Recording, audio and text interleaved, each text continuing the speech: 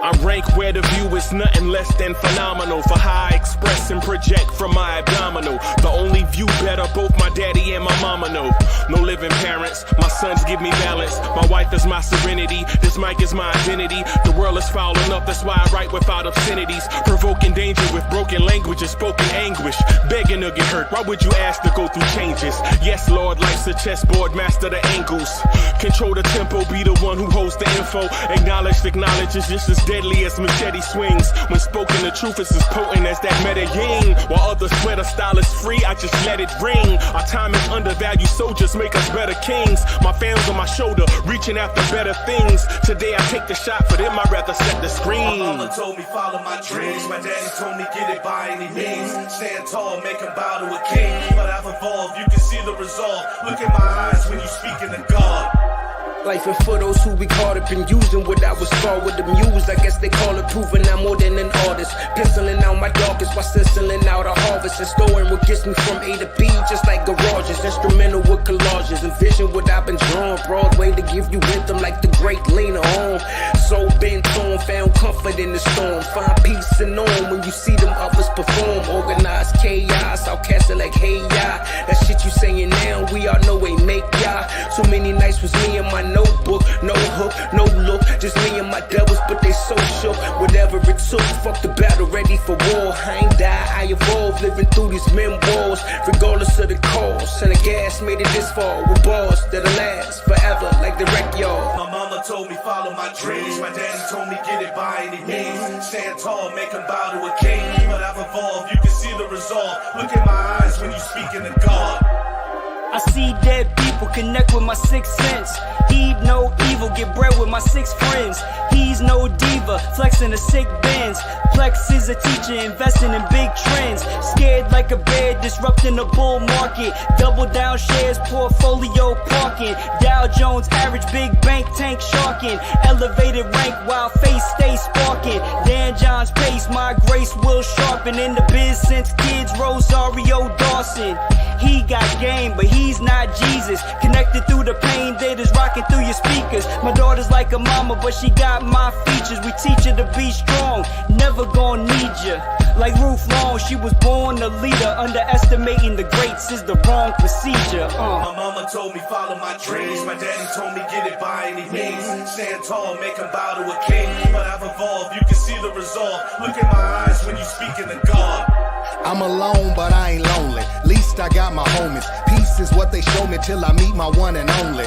Nothing you can loan me, no way for you to own me. Baritone in my tone, leave sopranos to Tony. My ad-lib game can compete with those on the spectrum.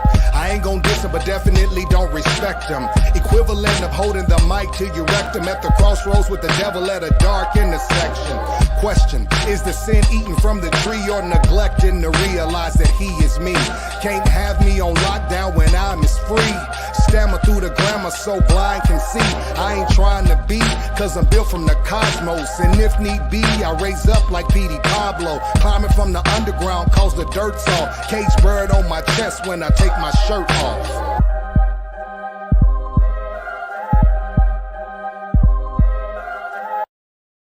Yo, what's good? What's good?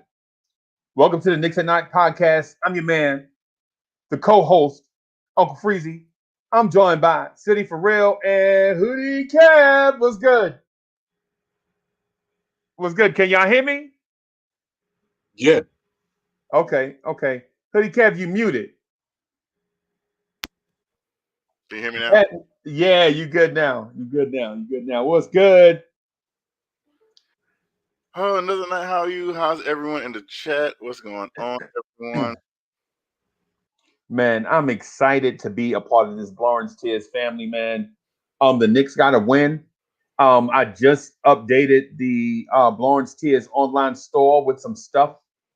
So I'm doing an homage to Hoodie Kev and City for Real. And so y'all will see the city garment and y'all will see the hoodie stuff in a few minutes. You know what I'm saying? Oh, yeah. So I'm doing an homage to those fellas. Yo, the Knicks won by a bajillion tonight. Kevin Knox was 3 for 3. And then look, what? Let's go, Kevin Knox. Let's go. He almost scored as much as RJ Barrett. Let's go. Yo, Reggie Bullock did his best Michael Jordan impersonation. And for like 10 minutes. Reggie Bullock was in his bag. I want everyone to take the time down, right? Because I'm going to say something that's probably never been uttered before. And that's I had about an hour to think about this, and so I'm going to say this. And I want all the 20 people watching, y'all about to witness history right here. Reggie Bullock played his best game as a New York Knicks tonight. And I have nothing bad to say about Reggie. I have nothing bad to say about Reggie Bullock at all. And Alfred Payton, look, I know there are some Alfred Payton fans out there, but Alfred Payton did his very best Rasputia Brothers impersonation tonight. Alfred Payton legit tried to run this thing. He's like, hey, we winning by too much. He threw up a couple shots. I was like, yeah, he a hater. Come on back, Alfred Payton. And they showed him some love. And he came on back. You know what I'm saying? It was a weird stretch. I think in a second, because I was like, Derrick Rose was in. I didn't know that he had cut his eye. And I was like, why is Alfred Payton back in the game? What's going on? What? And they cut to the sideline, and they saw Derrick Rose had cut his eye. Right. And I was like, oh, hope he comes back. Please. I know City is like, yo, man, my guy, the Alpha Wall Street. You know what I'm saying? But I ain't gonna lie to you, dog. Yeah. When we broke out to that lead and he started trying to go in his bag in the league, and everybody was like, what's going on? How Julius Randle Julius Randle had like 14 points, and Elf all of a sudden, and we like, yo, Julius Randle is legit about to go for 80, right? And then Elf was like, I can play offense too. No, Elf. No, you can't. No, bro. Just stay in your lane. Just stay in your lane, Alfred Payton. Let's. And then he moved out of the way, and then Julius Randle. What Julius Randle scored in the first quarter? 20? 18? 16? 16? 16. 20. Was it 20? I thought it was 16. It's 20 in the first quarter. Yeah. Oh, it's 20 in the first quarter. Like, bro, what are you doing? RJ Barrett's not even shooting right. RJ Barrett's not even shooting right now. And you know it takes an act of Congress for RJ Barrett not to shoot, right? But even RJ Barrett was like, yo, let my man get in his bag. Oh my goodness. My goodness. It was a weird game, right? So I was watching the game, and then it started out like 6-0, and I was like, oh, okay. Get a nice little lead. Then it was like 10-0, and I was like, Then it was like 14-0. And I was like, wait a minute. Let's slow down here. I ain't used to this. Yeah. Okay. Wait a minute. And then it was like 15-1. Coming out the block like gangbusters? We definitely ain't. I'm like, what are y'all trying to do to my blood pressure tonight? Right. And then I was trying my best. It's like I said, I watched the game. Like I said, I've given Reggie his kudos, and he was just knocking him down. And I was like,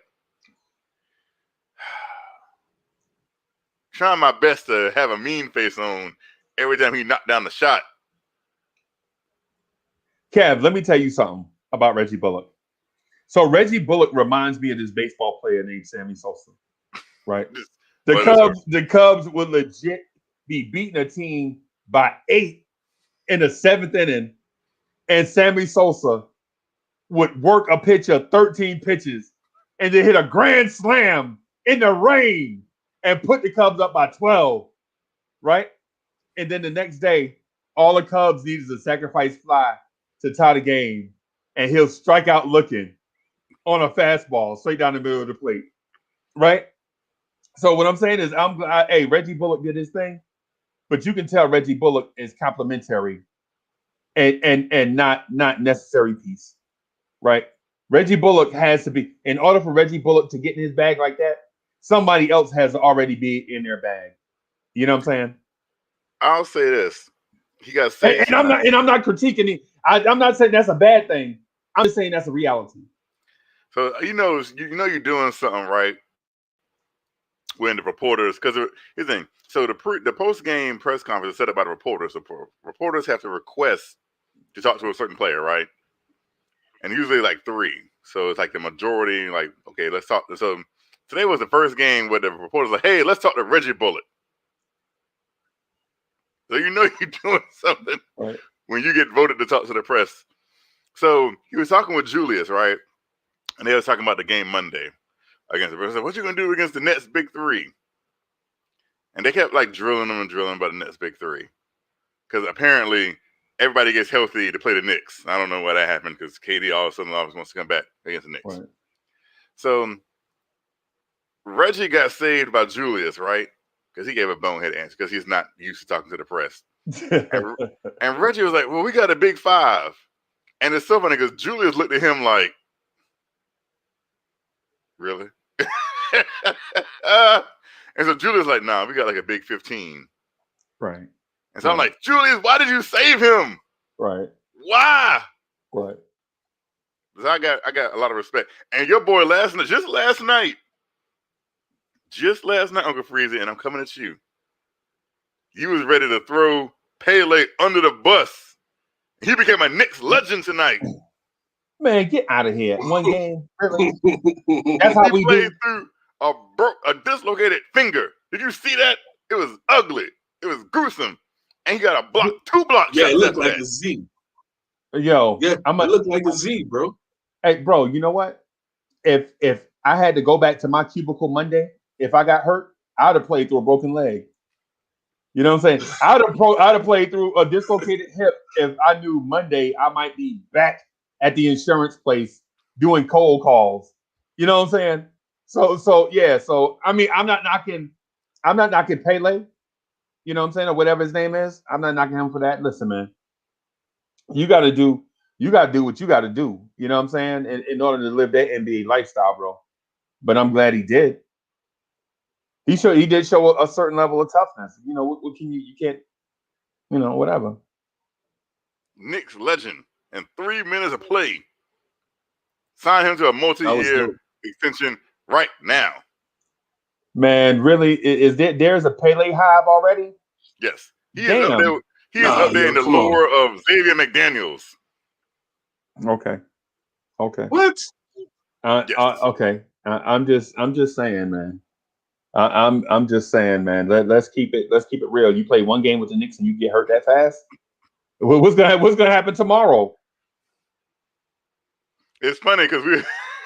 I'm sorry, not tomorrow, but Monday. I'm sorry. I thought about you when he did that because you had sent me a text and you said you thought something was going to happen. Right. And I said, well, it did happen. It didn't happen to who we thought it was going to happen to. So let me explain it to City. So City and everybody in the chat that's listening, because they don't understand what I was going through, right? What happened was the Knicks lost 3 games in a row. And then the Pistons cut the lead to 19, right? Like we were like beating them by 31, and they went on this weird run and cut the lead to 19, right? And I was like, oh my God. Will Sawkins said Pelotons. That's the name of the hive? Pelotons. Oh, that's fire, Will Sawkins. Will Sawkins is the GOAT. He said. Yeah, shout out to Will for that. Will Sawkins said that the belly hive is Pelotons. Will Sawkins is the Will Sawkins is the new GOAT. But yeah, but anyway.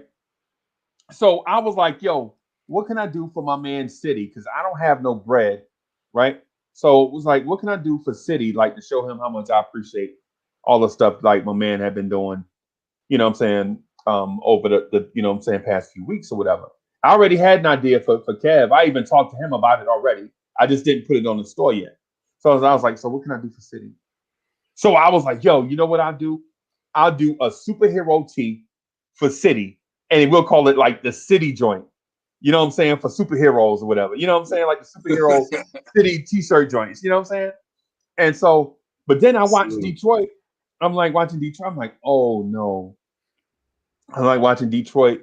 I'm like, yo, what if the Knicks lose this game after we've been up by 31? Right? And then the lead is like 19. I'm like, oh no. And the third quarter is usually doomsday for us. You know what I'm saying? So I'm like, oh my goodness. You know what I mean? Mm-hmm. Hey yo, and matter of fact, I'm gonna share the screen and show y'all the city shirt that I was working on for City, right? So so it's an homage to our man's, right? So, but I'll finish this up real quick. So I got this feeling like I was having this feeling like, oh my God, you know what I'm saying? Even if I bet you somebody gonna get hurt. And then so I start walking around the house and my dog start barking outside at Ghost. Usually he only bark like when there be people in the yard or his girlfriend outside. But then he started barking at Ghost. And I'm like, oh no, this is an omen. So I like texted the cat real quick, like, yo. I actually sent you a long text and then I deleted it because I didn't want to look like a psycho. Right? I was like, oh my God, Honey Kev, I'm so nervous right now. I got a Blorange tear in my eye. I got a feeling somebody gonna get hurt. We about to snatch defeat. We're gonna snatch defeat from the jaws of victory, or however you say it, to mean that we're gonna lose real bad, right? So then I sent Kev a little short text. I'm like, I hope you don't think I'm a weirdo when I send him this. So I sent a text to him. Right. So I sent him a text. Chop Low was good. Was good, Chop. So I'm like, so I sent Kev the text, and then I'm like, I really hope nothing bad happened. If it's something bad, I hope it's one of the coaches. Like I hope one of the coaches trip over a chair and like get hurt and not be one of the players. Like I legit don't want to see. No, I mean my fear, no lie. My fear was that Obi Toppin would score like 13 straight and then tear up a knee or something. You know what I'm saying? Like show us a good like Kevin Knox hit 5 straight threes and then break his arm. I was like, no, please don't let it be, because I had the feeling. Right. So I sent it to Kev. Kev, like, whatever, man. We up by a bajillion. You know what I'm saying? We up by a bajillion. We ain't worried about nothing. And Thibodeau ain't even gonna play Randle that many more minutes, man. He'll probably in a blowout when we win by 45, he probably only gonna play Randle 40 minutes. That's it. He ain't gonna play him 45 minutes like he usually do, or whatever the text message said. Yeah, I sent a whole tweet about it. I'll get at it later. Yeah, and so that's what brought me. That is what put me off the ledge, because I was legit like, yo, something bad gonna happen. You know what I'm saying? But anyways, I'm gonna find this city joint, and I'm gonna just show it to everybody, man. It's a basic joint. Wait, hold on, Freezy. Before you do that, King Aladdin said, I just contacted COVID and in the hospital. So King Aladdin, for you, bro.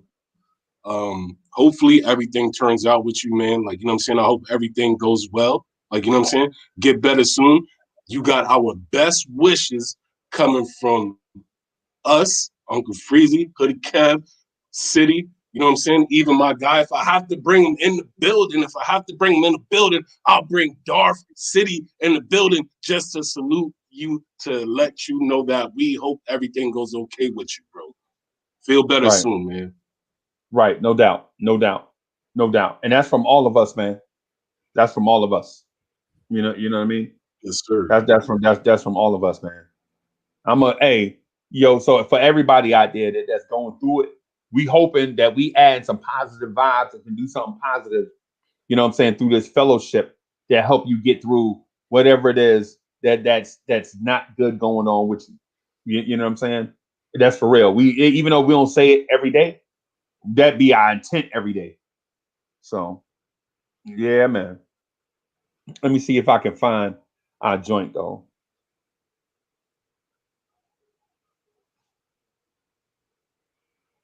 Can y'all see that? Can y'all see the basic city edition joint? Let me go So it's the city edition joint, right? It's the basic tee, right? It's just the base tee, and we got it in a few different in a few different colors, right? And so I wanted to do an homage to my man because I was like, yo, you know what I'm saying? I don't know what else we can do. And at the same price, at the same time, I wanted to be cost friendly. I ain't want to be trying to rip nobody pockets off their pants, you know what I'm saying, with some joint. We just trying to, you know what I'm saying? We just trying to spread love. That's all we, you know what I'm saying we trying to do right now. So that's the I gotta get that white. I gotta get that white. I love it. Oh, speaking of that, I got to call you. I'll probably call you tomorrow. Well, I finally came up with the perfect idea for the hoodie collection. But I'll talk to you about the details of it tomorrow. Kev. So since the Mets still aren't playing baseball. Kev, it's April, bro. Yeah, I know. I'm just saying. I'm just saying it's April. If we don't get these hoodies out like in a day, we don't have to put them on the shelf. I got it. I'm talking to you tomorrow. All right. Because people up north, they said they're having a blizzard in Detroit right now. Well. You know what I'm saying? I'm just saying, bro. And the Mets still aren't playing baseball. So, but the thing is about hoodies, if you having a blizzard, it don't matter because you ain't gonna wear no hoodie anyway because you're gonna be in the house. You might have to go out. Hey, you still might have to go out. Yeah, I'm just saying, dog. I'm just saying. And if you got to go out, you might have to go to that stove, get that loaf of bread. Like, man, I ain't got no bread. I got to weather through this blizzard. Let me put on this hoodie, Kev hoodie. Get them Newports? Yes. Yeah, I know, Kev.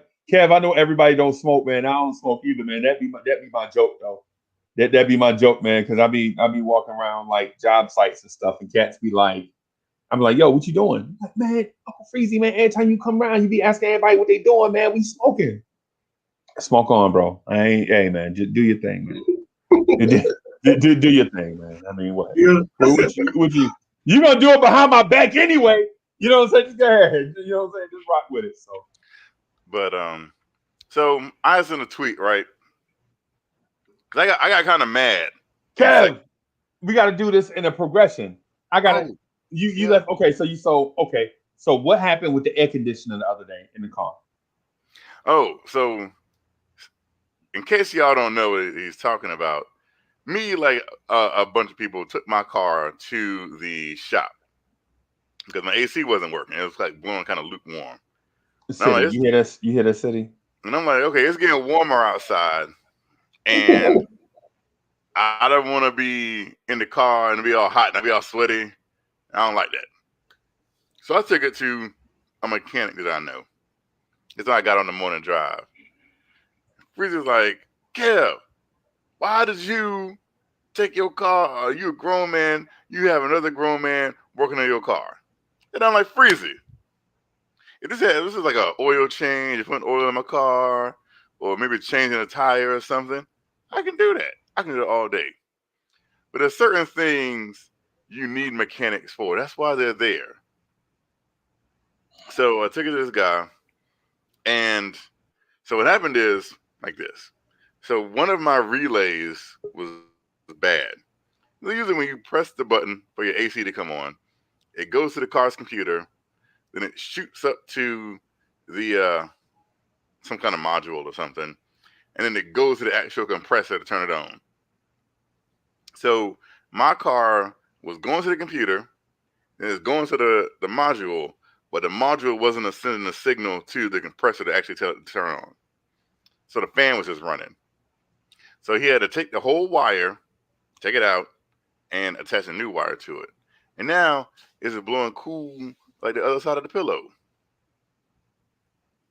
I couldn't have done that. I don't know about no wires. Kev, this is mad disappointing right now.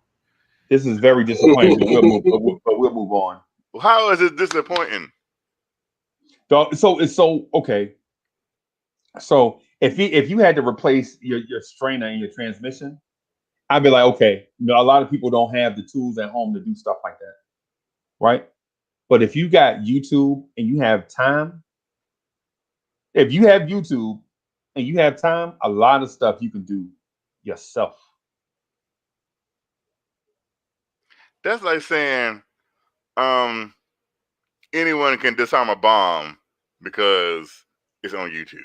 No, that's like saying anybody You can cut the red wire or the green wire. That's like saying learning how to play basketball is easy. Learning how to play basketball is not easy. Because for one, you got to learn all these rules, right? You got to be athletic gifted enough to do it. And then you got to learn how to do it with people, right? But changing the wire, the car not moving, bro. The wire not moving. You know what I'm saying? One, I had to take it to a mechanic, right? Did you have to take out a wiring harness? I don't know what he did. You don't know what he did, and he charged you? Breezy, I was in the front talking to you when he was doing this. Bro, hey, bro, wait a minute. You paid somebody some ungodly price, and you don't even know what they did? So you don't even know if he overcharged you or not. I'm pretty sure $75 is not an overcharge. Man, look. Okay. Here's what I know. My AC wasn't working before I took it to him. When I got my car back, my AC was working. Isn't that the okay, purpose? Let's move on, man. Let's move on. Hey, City, thank you for the super chat, man. So we got a super chat from City. So City says, "Yo, chat family, much love, social support. Get all your get yourself a City edition. Join, support the stream. We here for you. For Kev, Reggie Bullock, LOL. Hoodie Kev, Reggie Bullock. I wish this was a home. I wish this was a home game. So when he was hitting those threes, Kev could hear it in his TV. Reggie Bullock. If this is at the Garden, he would have gone 0 for 6. Salute it. Yo, what's good? What's going on? Great game in the NCAA. UCLA, Gonzaga went down to the wire. Sucks. Clutch 3. They're going to the NCAA championship game. And also the Knicks demolishing the Pistons from start to finish. Ball movement was great. Spacing was great. Defense was consistent. And Reggie Bullock, Kev, was hotter than a sauna. Hey, sauna, bro. Hey, sauna. You hear that? He was hot. He was on fire. He was on fire. He was on fire. Consistent. Randle play like the all-star we expect him to play. And even Kevin Knox balled out. Also, Obi did his thing. And Alfred Payne actually played like a point guard. He actually played like a point guard, played very well. This team and RG doing his thing. This team showing some growth. This team was supposed to destroy the Pistons. This is a horrible Pistons team, and it came out stepping their throats from start to finish. Hopefully, the next game is going to be tough. Do I think we'll win that game? In my opinion, no. But hopefully, we can at least compete in that game. So what we want to see is compete. Like, you know what I'm saying? Mm-hmm. Compete until that final buzzer goes. Exactly. Look what UCLA did to this game. All we asking for. Yeah. Yo, hey, so G Money, I want to show you something. I did something. I did an homage to the Knicks at Night podcast. Mm-hmm. Right. I want to show it to you. Right. Okay.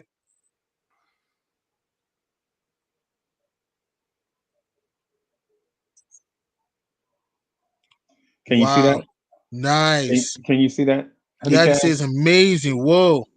You see that? The Knicks at Night podcast? And you know what? You see the @ symbol? Yeah. I don't know if City remember that, but City was like, yo, we should use the @ symbol. Amazing. Bam. Yeah. So because I was gonna do Knicks at Night podcast across the joint. I was gonna do Blorange tears across the joint here on the chest and do team Knicks at Night podcast on the sleeve. But I did just decide to do the Knicks at Night podcast. So for those that's representing the team Knicks at Night podcast, they can have something, you know what I'm saying, something for them too. I just want to show. I'm about to go and buy 10 of them right now. And so we got I'm jumping on that as soon as we done.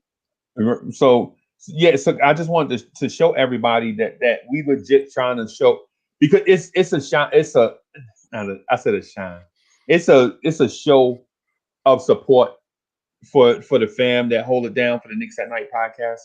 They do a great job, an awesome job on the Knicks at Night podcast, man. So a lot of the stuff on the at the online mall right now is some dedicated to the brothers that be holding it down. So if y'all get that and rock that, just show your love, just show up with your Knicks at Night podcast joints on to give Kev and City for Real that extra energy. You know what I'm saying? Hey, Frederick, you wildin'. Hey, Frederick, you wildin', man. Frederick is like, we are legit 1-0 with Pele. We want to know with Pele. So he the good luck charm. So the so the Pelotons is gonna be out in full force. Yeah, man. So what's good, Kev? I'm sorry I cut you off, man. I just want to throw. Oh no! So there was one moment in this game that I was like upset. Like I was like, oh, here we go, the same old. And I thought this was gonna be this aggression going down. So we was up in the second quarter by 28 points. 30 actually. No, at this moment in time, this is what I'm talking about. Oh, we was okay. up by 28 points. I remember looking at the score. I was like, okay. And then I saw Tom Thibodeau, after 6 minutes of play, bring back in Julius Randle. Mm-hmm. And I'm like, what's going on, Tom? Why? Why are you bringing Julius? He has been always having played 6 minutes. That was fine. Right. Up 28 points. And you're going to bring Julius Randle back in now. Right. I'm like, are you serious, Tom? Right. That's when I sent that tweet out. I'm like, if Julius Randle plays more than 30 minutes tonight, and we blowing them out by 563 points, right, then I'm going to have a problem. But luckily, for the first time all season, Julius Randle nor RJ Barrett played in the fourth quarter. Right. And I was happy. That's a beautiful thing, too.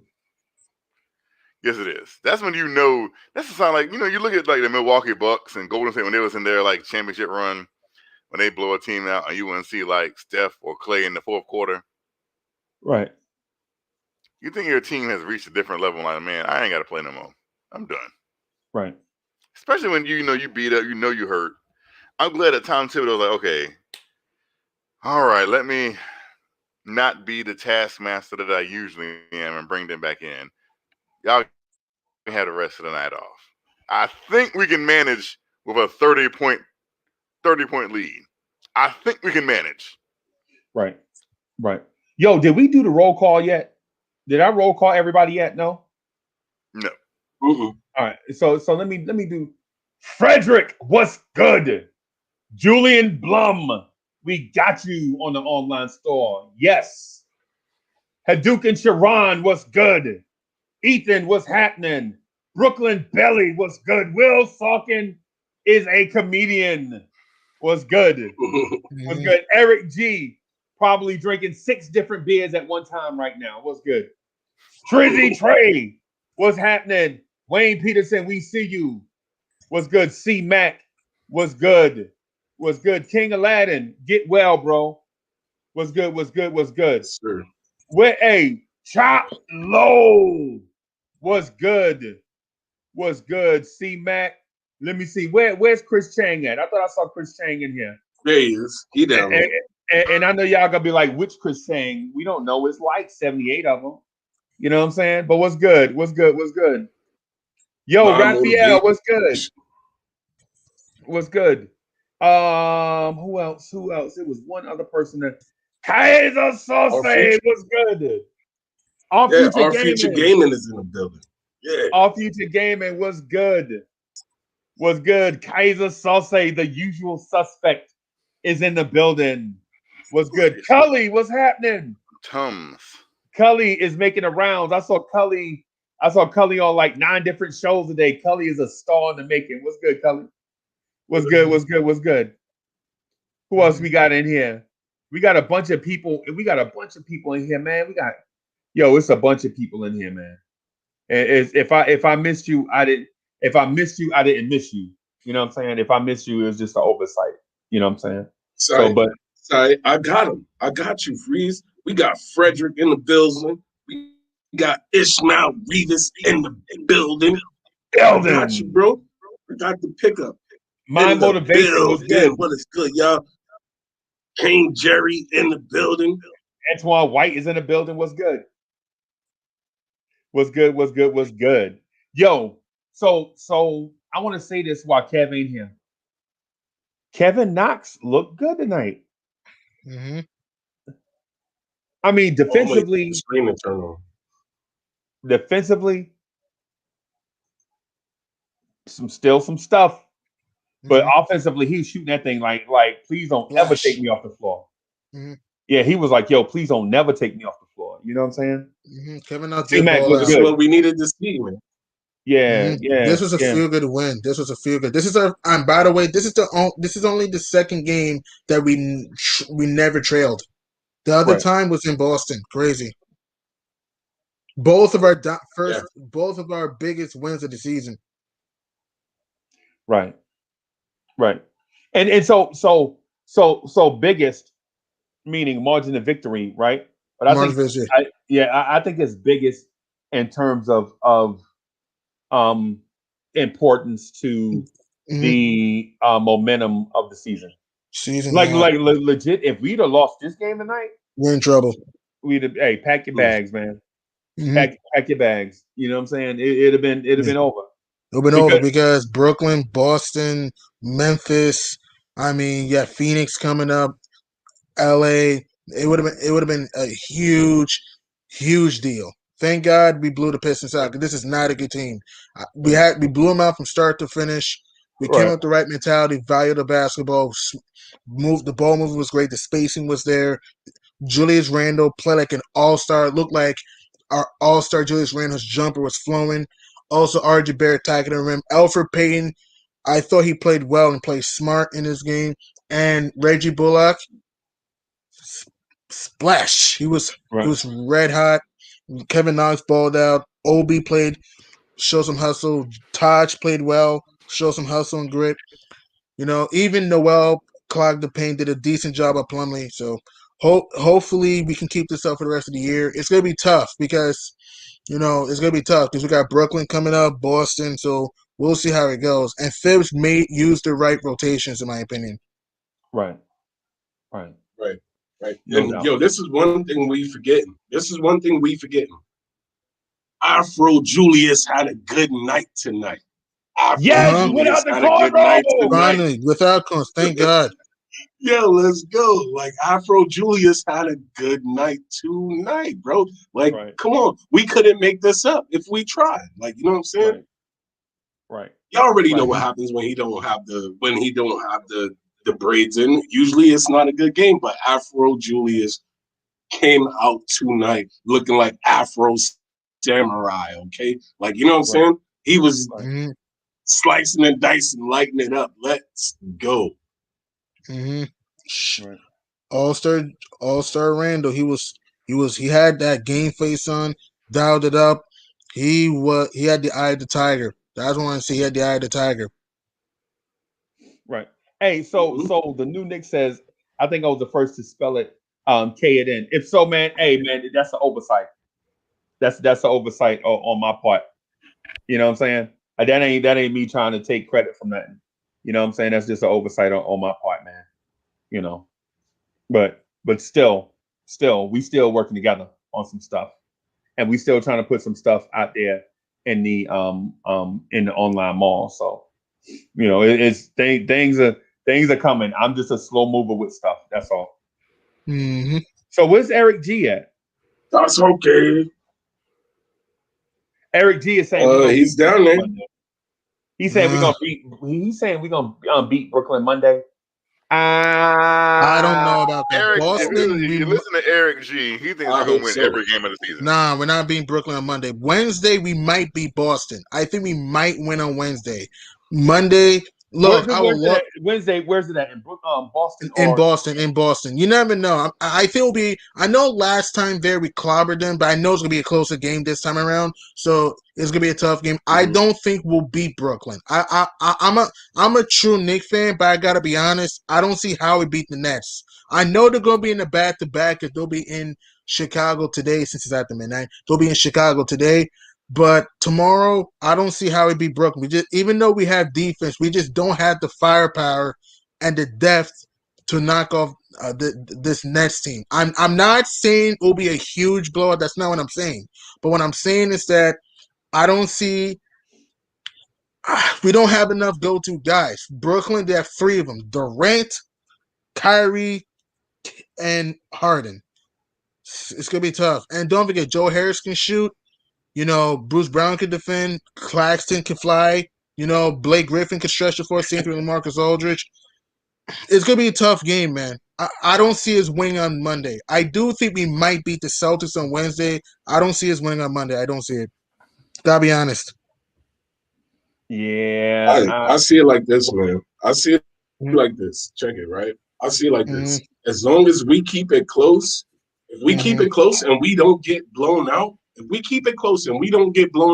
anything can happen. Like, you know what I'm saying?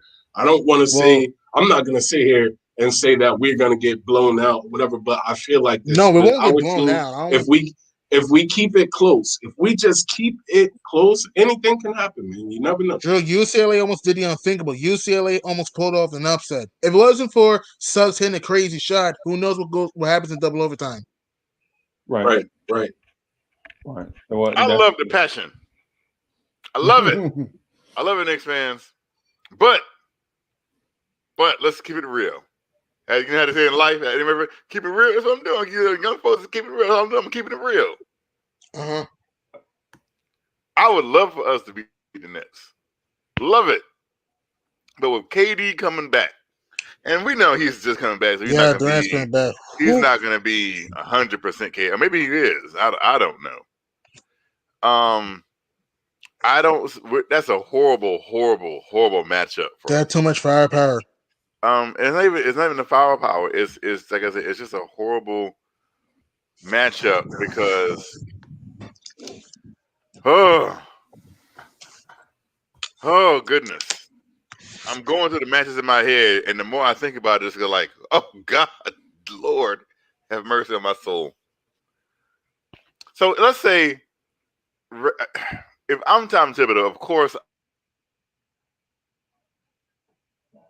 Kev, you're frozen. Yeah, Kev is clearly in the Matrix.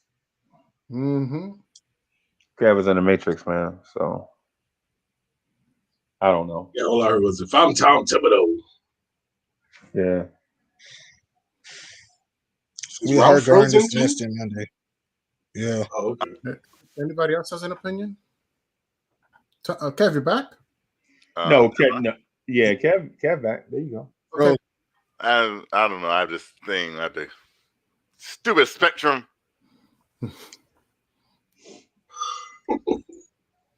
I'm not frozen. You gotta switch it up, bro. I mean, look, there's not that many options. I'm in my garage and I'm not frozen. Well, maybe I had to do some stuff, so maybe that will work. But here's the thing.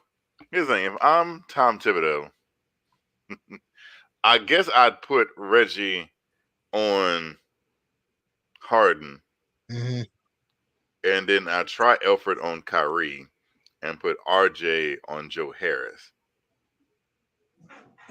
Well, then you still leave Julius on Kevin Durant. And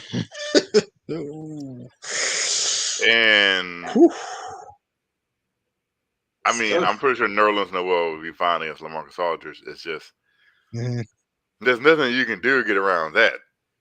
So either Julius is going to tax himself by trying to defend Kevin Durant, or he's going to play a lackadaisical defense,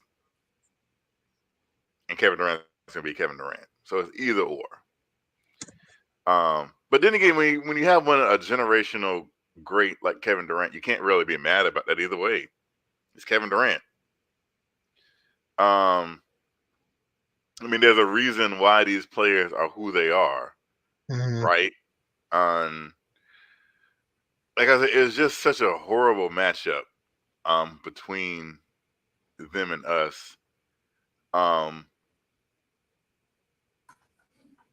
Blake Griffin looking like,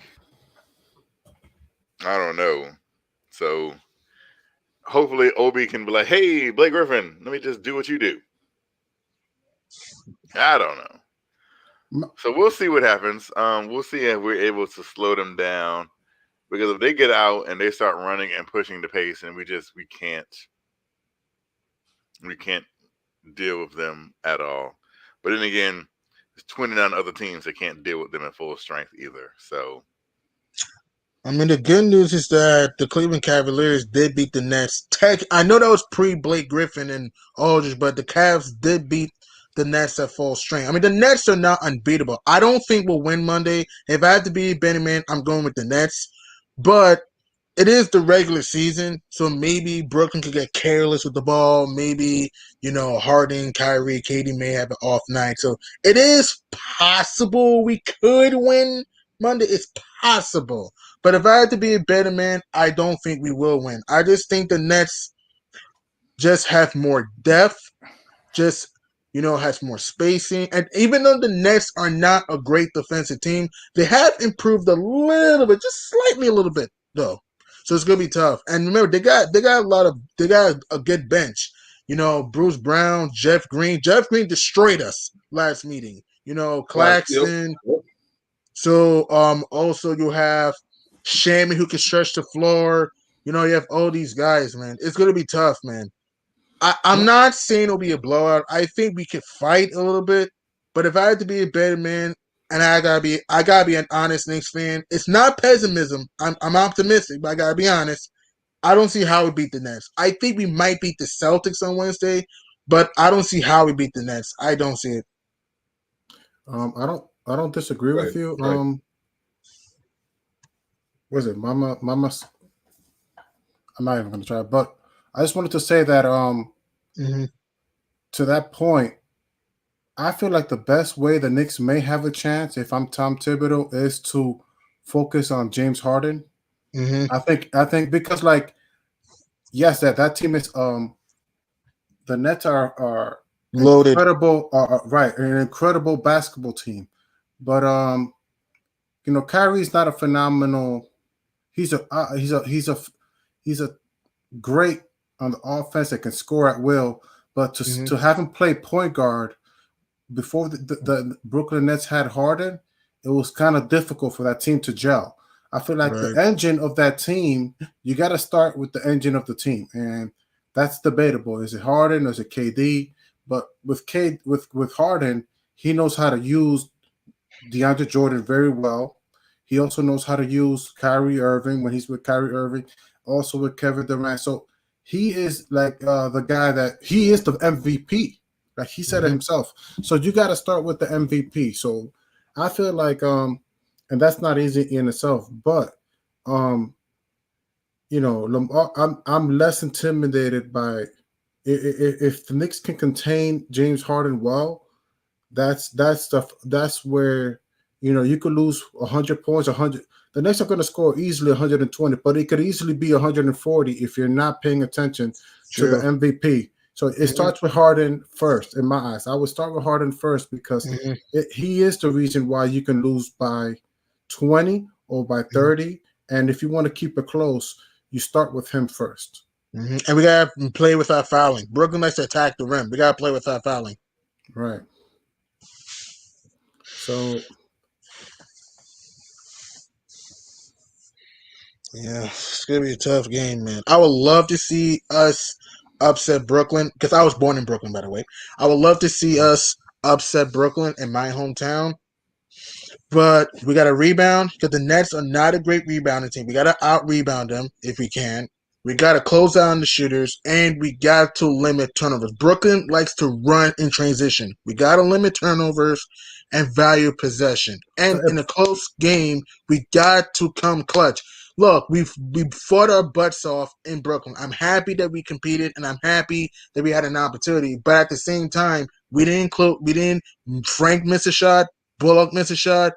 Randle got to travel. A few plays here and there down the stretch in that game. We probably would have won that game. So it's like it's gonna be tough, man. And here's the thing: is Thibs gonna make this? Is he gonna use his head and make the right rotations like he did in Detroit? Time will tell, man. Because he cannot. He has to utilize his rotations, though. And in my opinion, if you're Thibs, you may have to use Frank on Kyrie. That's what I would do. That's interesting. My whole thing is what I think you forgot to add is protecting the 3-point line. That's what I said. Protect the shooters, guard the shooters. That's what I said. Okay. Guard the 3-point line. Right. Because all those 3-point. Once they start shooting threes, oh man, that's a nightmare. So I would start with the 3-point line and start rebounding, and we might have a chance. A chance. Sure, because the Nets do kind of struggle against average teams, though. I know they've not been healthy, but I just know it's Brooklyn lost to Detroit, Washington twice, Orlando. They lost to Cleveland twice. So again, the Nets are not unbeatable. No team's unbeatable. Any team can lose in a given night.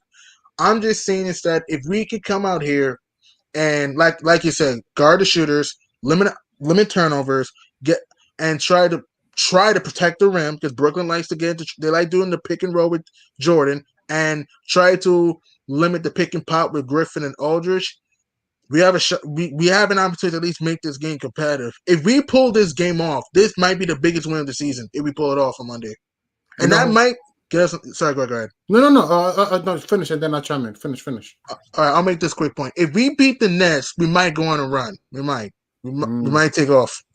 No, I was just gonna say that the Knicks have struggled with big men who could shoot the three, and I forgot about LaMarcus Aldridge. I don't know if he could shoot. I forgot he could shoot the three. So he can shoot. Oh yeah, that's right. They got Claxton too.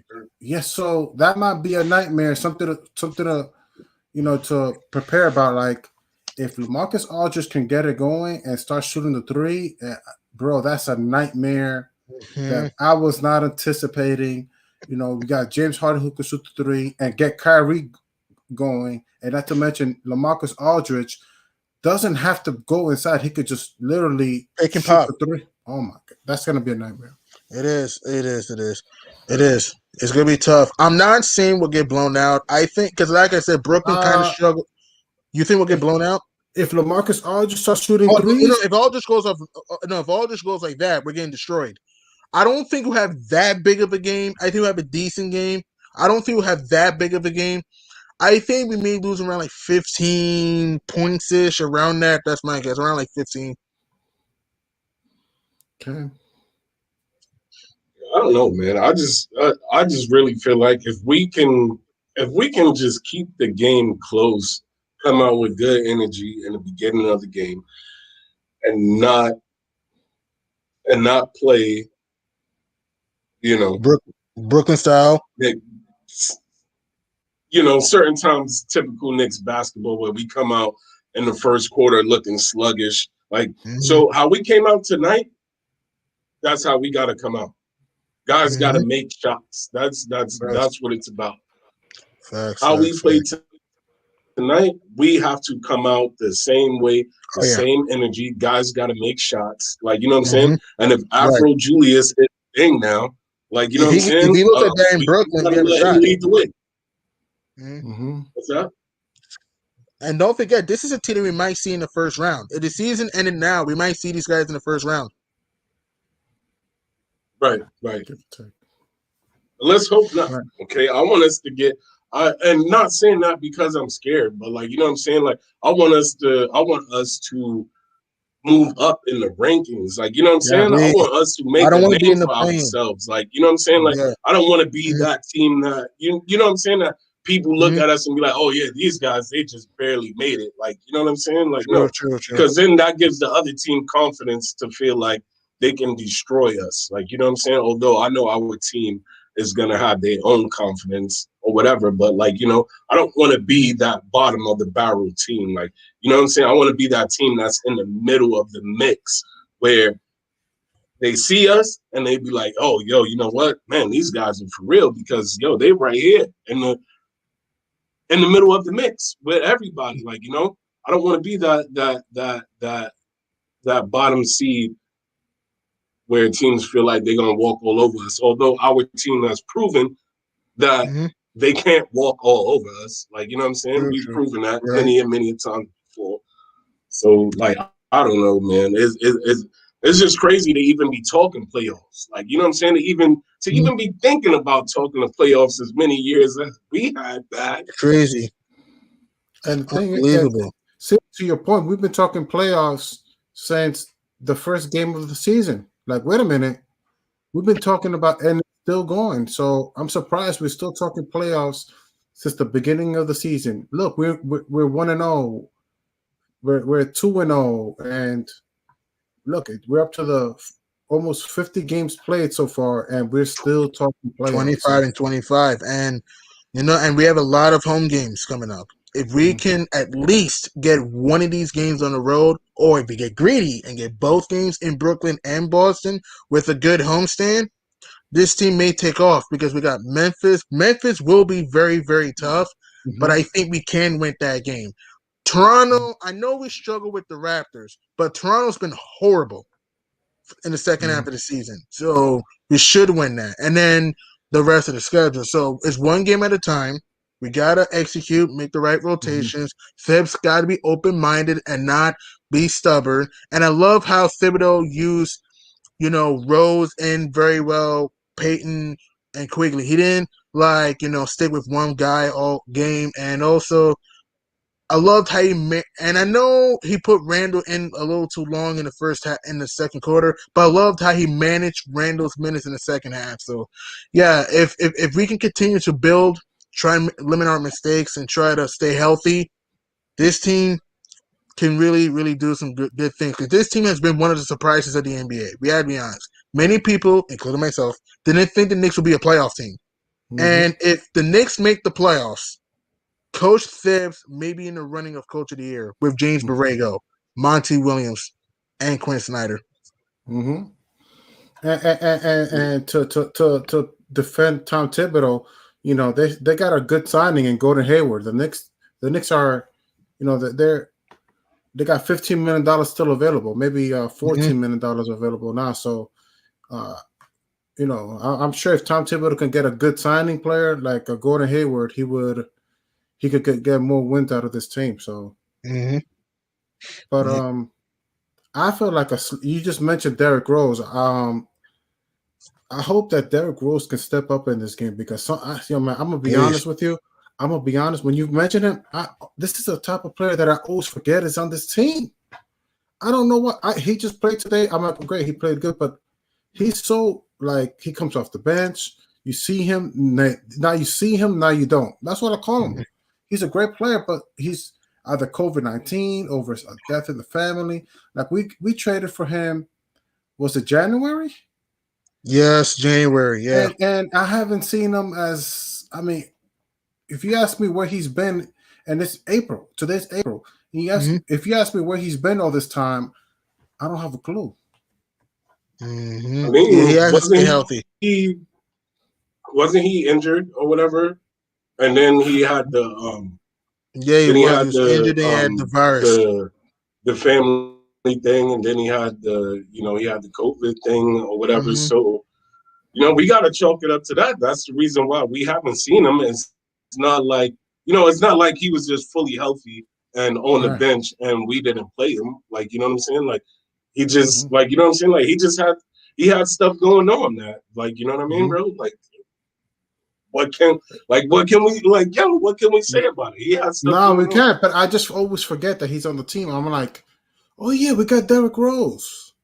Derrick Rose could come in and give problems to the Brooklyn Nets, and I always forget that that he's on the team. So hopefully he can give us his passing abilities and pass the ball to Obi or pass the ball to Bullock and get some buckets. Let's talk about Obi. Is he showing us something now?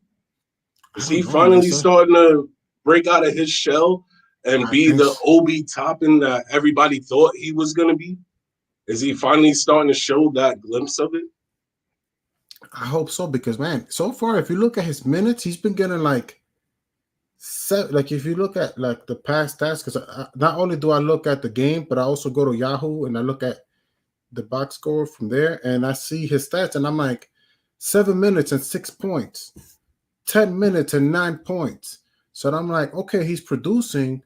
Okay, maybe Tom Thibodeau wants to keep him. Like I understand the philosophy of like somebody getting yanked, and he wanted more minutes that game, but you got to keep that player hungry. So I feel like I hope Right. I like that he's keeping him hungry, and he's producing, and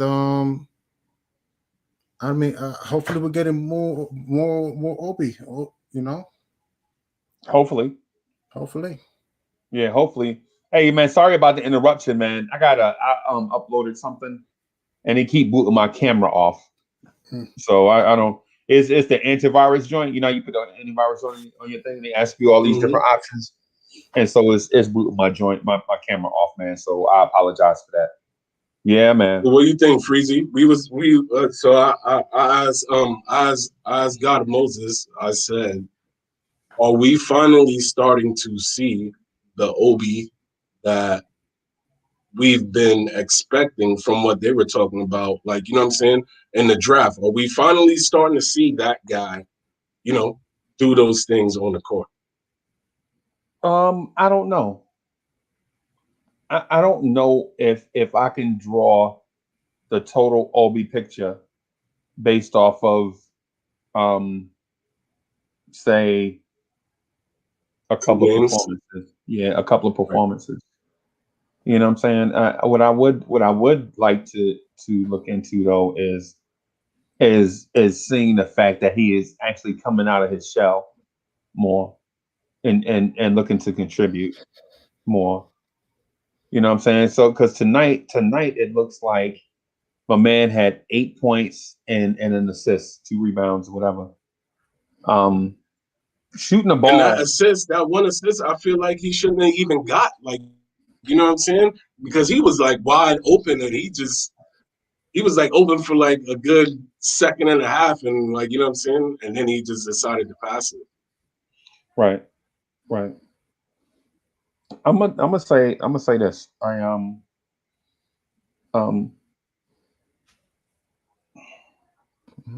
gonna say this.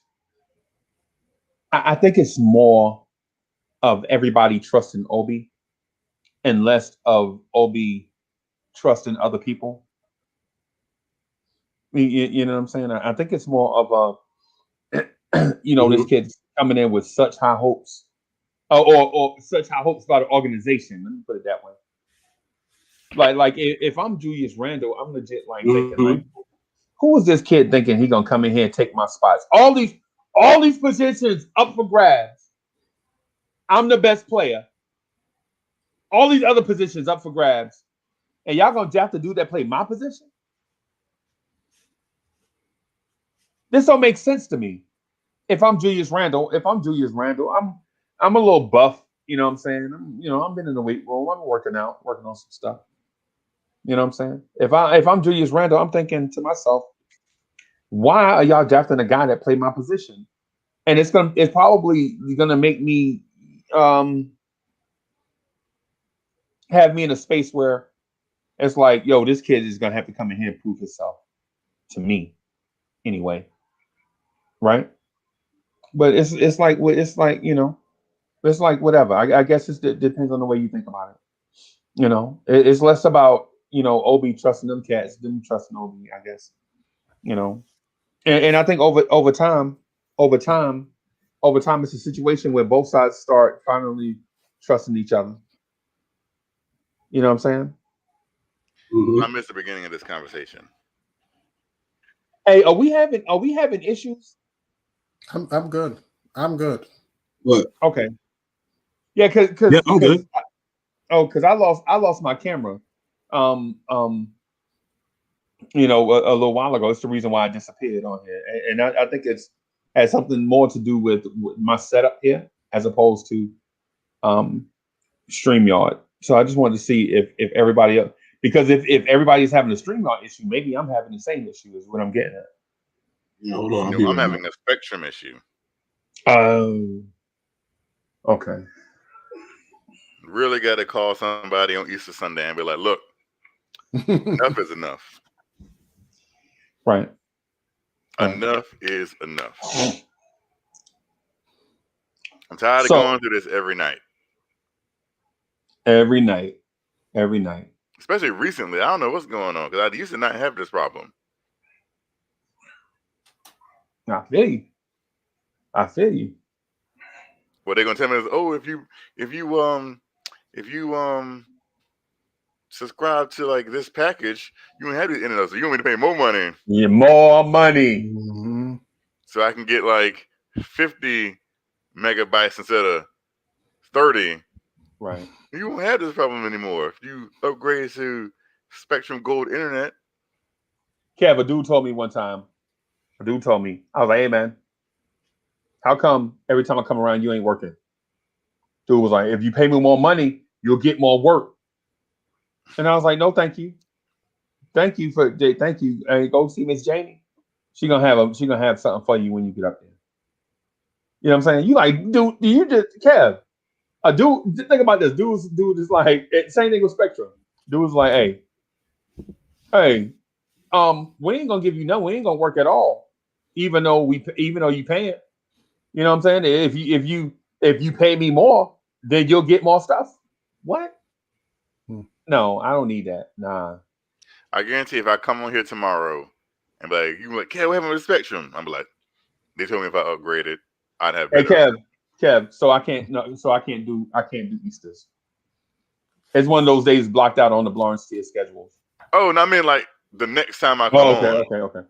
They be like, oh well, yeah, if you pay more for the platinum package, you have better reception and this won't happen. I be like, how come I have this with what I got now? I'm already giving y'all my whole left arm. Kev, my you gotta whole left arm. You gotta be more stern with them. What kind of car you drive? You drive a big crew cab truck? No, I have a big SUV.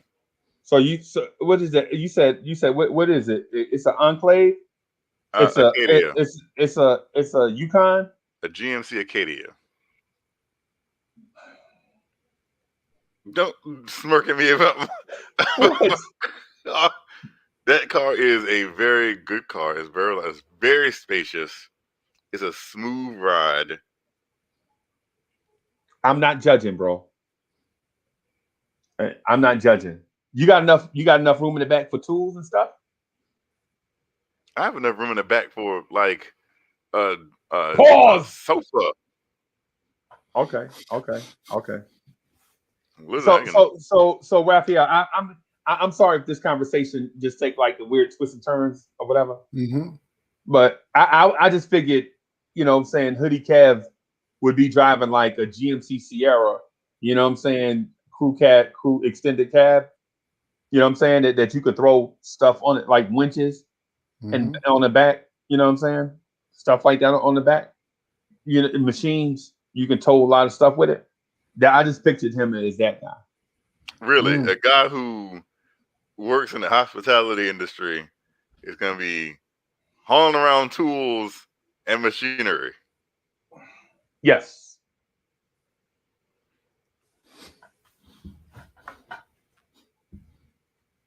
Let's go Knicks. Let's go Knicks. Oh, so what did I get into?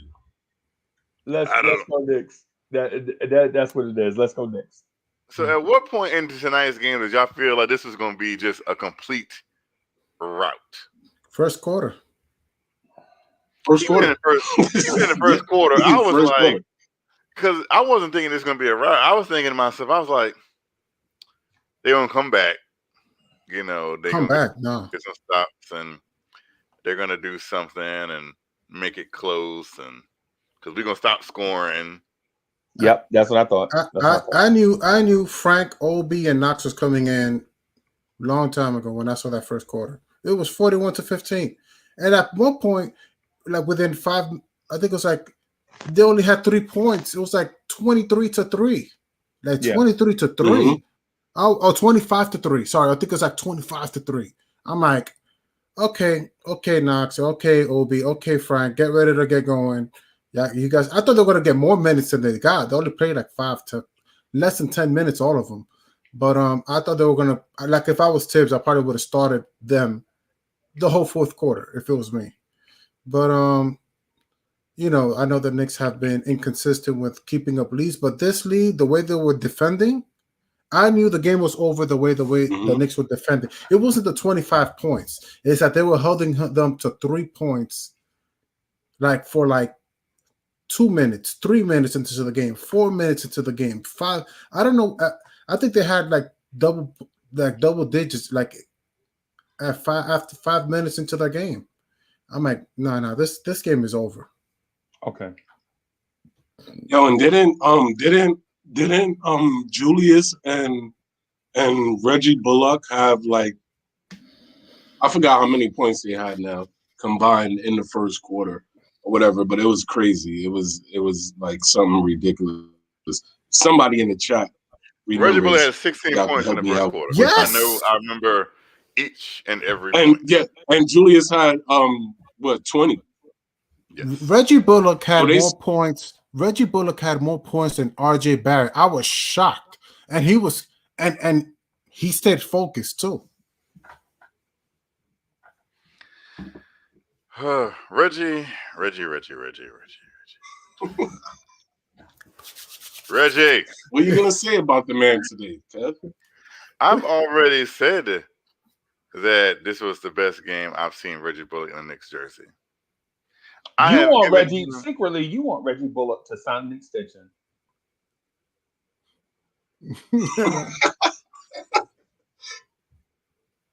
We got the timestamp of what you said too, remember? Don't you wish that on me, Ricky Bobby? Don't you wish that on me? Right. No. Listen. If Reggie Bullock gets a nice, lucrative offer from like the Charlotte Hornets. No, I don't even want him in North Carolina. No. I didn't want Reggie Bullock that close to me. If he goes to like the Portland Trailblazers on the opposite side of the coast for a lucrative long-term deal, I would be happy for Reggie Bullock. Like, congratulations, Reggie. We wish you well on your journey. No. And I can move on with my life. No.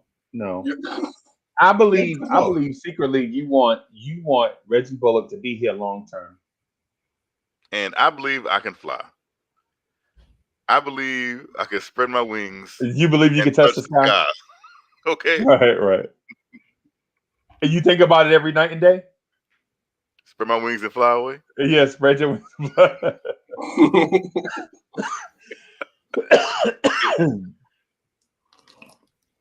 Yeah, let me do this real quick, man. So I might have to I'm having an issue with my camera. I'm having the issue with my camera, man. It's y'all not seeing it, but I'm having it behind the scenes, like trying to disappear and stuff. That's because of what I'm doing with my virus protection on the computer. Am I still good? Yeah. Mm-hmm. Yeah, you good. Looks good, sounds good. Okay. All right. But like I said, he played tremendous tonight. And on the low, the low is what we call it around here. Alec Burks had we don't do nothing on the low around here. Around here we stand up. Right here, we stand up people. We stand up people, man. Reggie Bullock stood up. I mean, not Reggie. Alec Burks stood up and gave you a big old goose egg tonight. Right. On the low, 0 points. Alec Burks, right? I think he played. I think he played unselfish. Yo, was that a first though? He had like 4 assists. No, trust me. He's going plenty of games scoreless this season. It's not his first scoreless game. No. I think he was I think he looked to be unselfish. I think I think he understands. Like, it's like, okay, I'll give you an example, right? Like, sometimes when I bust into story time with Uncle Freezy, but Hoodie Kev is rocking it. You know what I'm saying? What I'll do is sometimes I'll just step aside. You know what I'm saying? Hoodie Kev rocking it. I ain't gonna be like, no, this is my joint. You know what I'm saying? I ain't gonna be like that. I ain't gonna be like that. You know what I'm saying? It's hard. For one, I feel like it's our joint. And so if somebody is rocking it, you know what I'm saying? If the chat is vibing, I'm like, yo, move out of the way and let them rock with, like, some nights for real. City be rocking. Like the nights that Bully Kev come out and he be trying to bully City, and City be standing his ground and the chat be all behind City. I just back out of the way. I legit, and y'all be wanting me to come on. Y'all be like, right, Uncle Freezy? And I be quiet as a church mouse. I don't even move a muscle. Right? Because I be like, I ain't gonna mess up the groove. City rocking. City is in his bag, man. Let City rock. I think that's the case tonight with Julius Randle and Reggie Bullock. Like, Alec Burks could have started shooting like Alfred Payton did. He could have. Like, Alfred Payton started shooting, right? Bro, Reggie Bullock is in his bag. Let him shoot. It's a blowout. Yeah. Let him shoot. I can't judge him. I can't judge Alec Burks. But there was moments in this game where Alec Burks was on the court and Julius Randle wasn't. Of course. So when they had Taj, Obi, Burks, Rose, and Quickly on the court.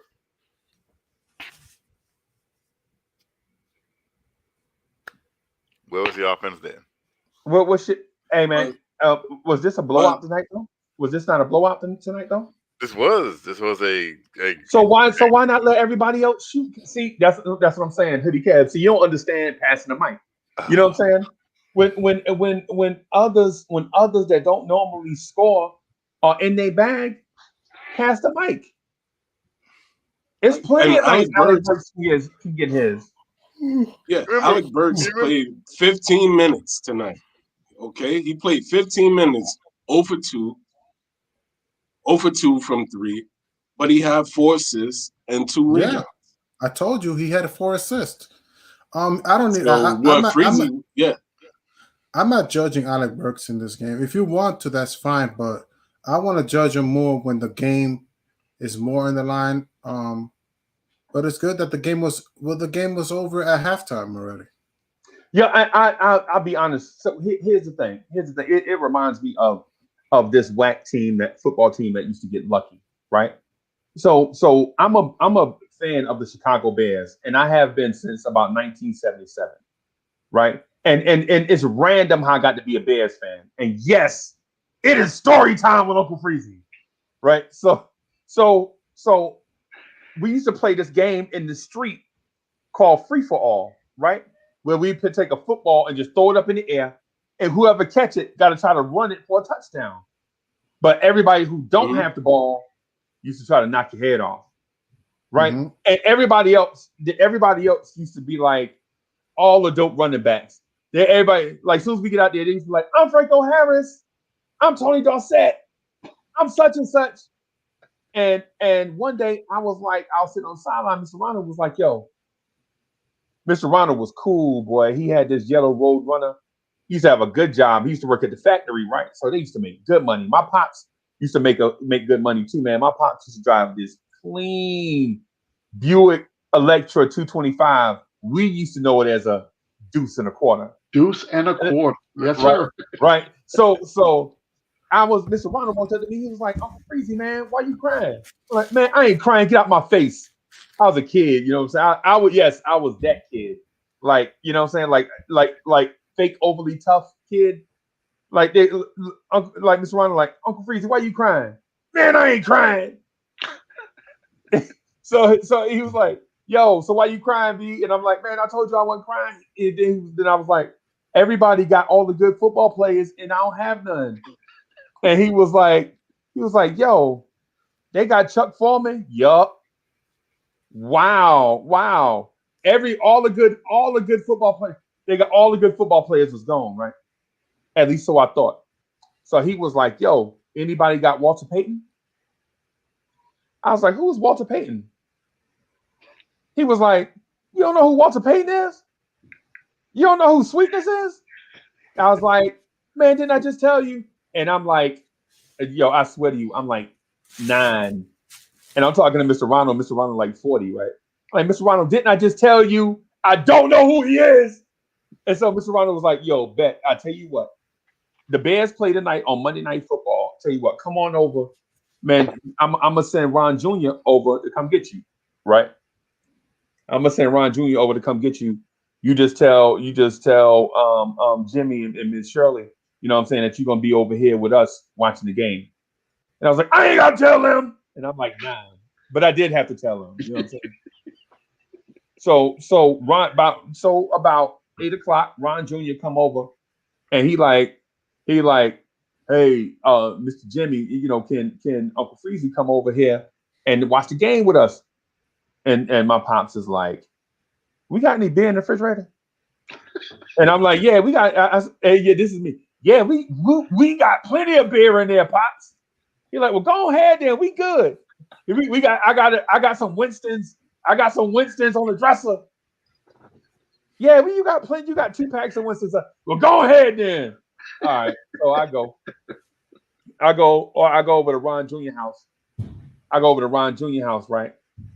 Kev, as soon as I walk in the door, Mr. Ronald's wife, I forget her name. I forget what Ron Jr. Mom name. But guess what she had waiting on us when we came in the door? Apple pie? No, she had butter cookies and Kool-Aid waiting on us. Mm. And oh boy, butter cookies and Kool-Aid, bro. Listen, What flavor was the Kool-Aid, Uncle Freeze? What flavor was the Kool-Aid? Red. It was red. So you know, y'all noticed the setup. G-Men for Life asked me. He said, "What was the flavor?" And I said, "Red." Y'all missed that. Y'all don't get where I'm going. So anyway, she's like, y'all better not touch some cookies so y'all wash our hands. I go in the bathroom, and I get ready to pick up the soap. He's like, nah, man, what you doing? He takes out this pump and he sprays the stuff in my hands, and I wash my hands under the sink, and he give me my own towel to dry my hands with. See, I ain't used to none of this stuff, right? Because I was from a different hood house. Yeah. I was from see, with us to dry hands, we either you use the same towel or you use paper towel. Paper towels, but you weren't gonna get no hand thing. What? You gonna make more clothes for my mama to wash? Is you crazy? Yep. You gonna make more laundry? So anyway, we go in there. We eating butter cookies, and I'm eating them all, right? And she's like, baby, slow down before you get a ticket. And his whole family laughed, right? Because that's a good punchline. That must have been a joke that his pops learned from work and kept saying it in the house. So they say it amongst themselves. You know what I'm saying? I was going through them butter cookies, boy. Because in my house, you know what I'm saying, for cookies and stuff, back then, my mom used to take like, if it was like 10, you had to split 10 cookies like 7 ways. So you might get 2 cookies. You might, depending on who want cookies or not. So anyway, stay in it. I smell something good coming out the kitchen. Hoodie cab. No lie. I'm gonna say this, and you're gonna judge me, and I don't care. You're gonna judge me, and I don't care. So they making this thing. So she was making this thing called shake and bake, right? Shake and bake. Y'all know nothing about that. That's like a 70s thing. Yeah. And to go with the shake and bake, she was making rice and roni, San Francisco treat. What? See, we ate. My peeps was from the country. My peeps was from the country. They ain't rice out the box. Are you crazy? You know what I'm saying? We ain't had no Uncle Ben's, nothing like that. We used to get store-bought white rice, and we used to cook it like that with a pat of butter and maybe some salt and pepper. Yeah. And no, not push it. I'm talking about regular salt and pepper, right?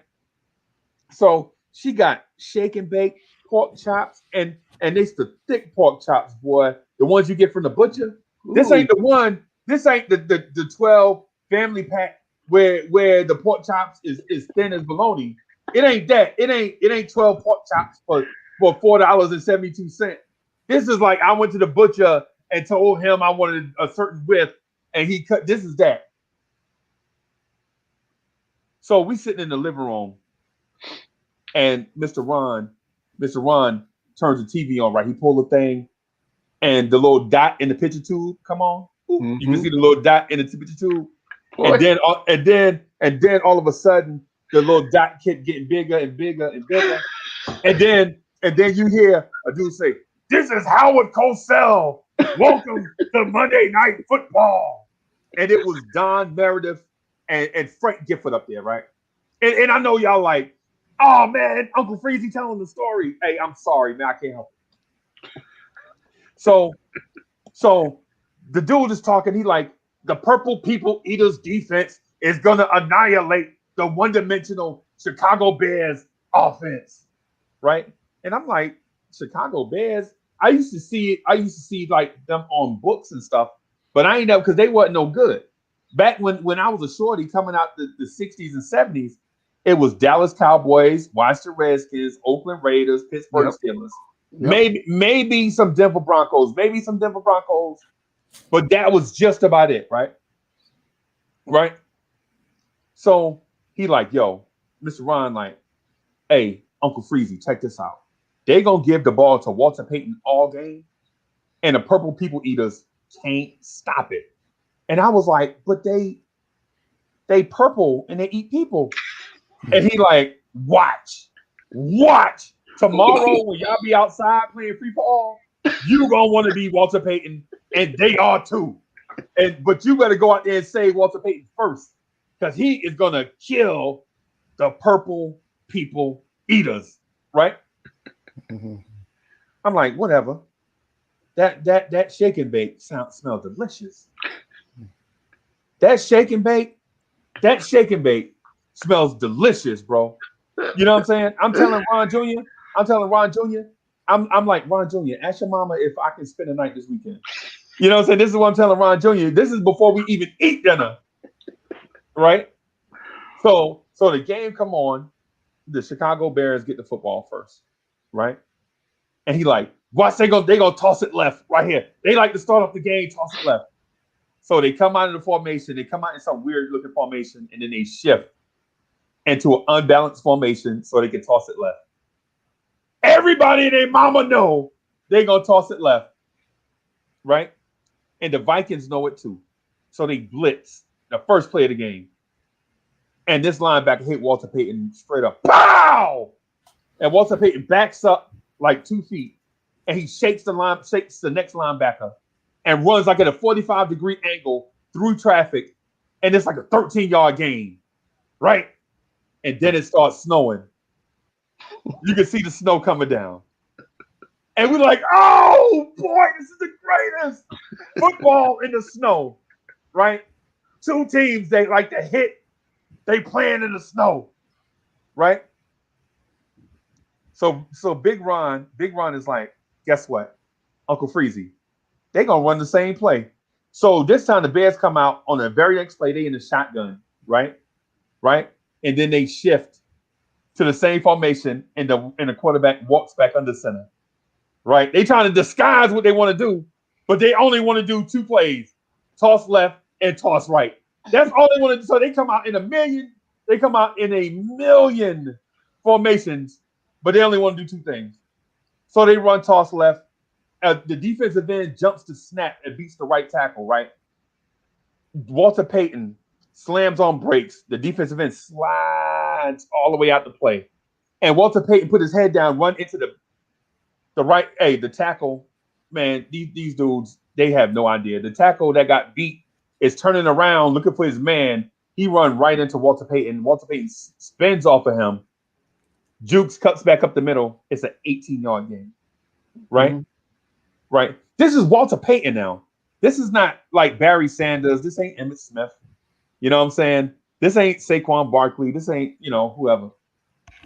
So anyway, long story short, I'm at the kitchen table trying to gnaw every ounce of meat off the bone. I ain't never had nothing that good in my life. The rice-a-roni been gone, right? Miss Ron wife like, you want some more, baby? You look skinny. You look like you need something to eat. And I'm like, I can't, because in my mind, if word get back to my mama that I've been at somebody else's house eating like a dog, she gonna tear my behind up, right? Right. Mm-hmm. So I put the bone down, trying not to get a beating, and they pull out this thing. So hoodie cab, it's like the start of the fourth quarter, and it's late. So I'm like, yeah, hey, I gotta go home because we got school tomorrow. And she's like, before you go, taste this and tell me if it's good. I'm gonna send something over to your mama. Guess what it is, Kev? Banana pudding. It's banana pudding. Right? I ain't never had it in my life until then. Right? So she gave it to me in this little teeny bowl, and I'm eating it. I'm like, what is this?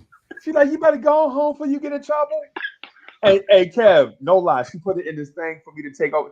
You know, you ever heard of Tupperware? Mm-hmm. Why would I not know? I live in North Carolina. Okay, I'm just saying, because back then Tupperware was new to us. You know what I'm saying? So she put it in this Tupperware bowl, and she left like some of the cream on the edges. And I was going home licking that thing, boy. You know what I'm saying? I get home, and first, as soon as I walk in the door, my mama was like, no lie. My mom was like, you better not been over there eating like a slave. And I was like, they had shake and bake. And as soon as I said shake and bake, my little brother came out the room and said, they had shake and bake?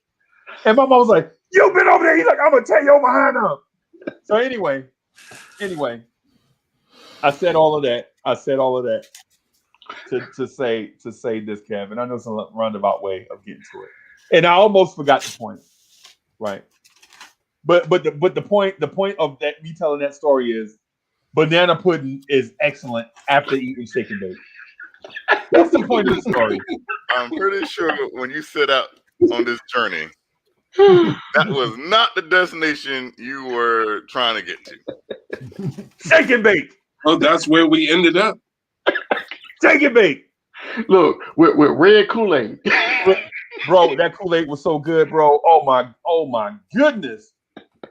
So it wasn't even a tropical punch. It was just red. It was red, dog. I mean, I don't know. Hold on. Because for city to say a question like that means you is literally just a city person. Like if you had to ask what flavor it is, listen, when it says red, that's all that matters. It was red. You don't ask no questions. What is this? So red? You know, I'm from the Bronx, New York.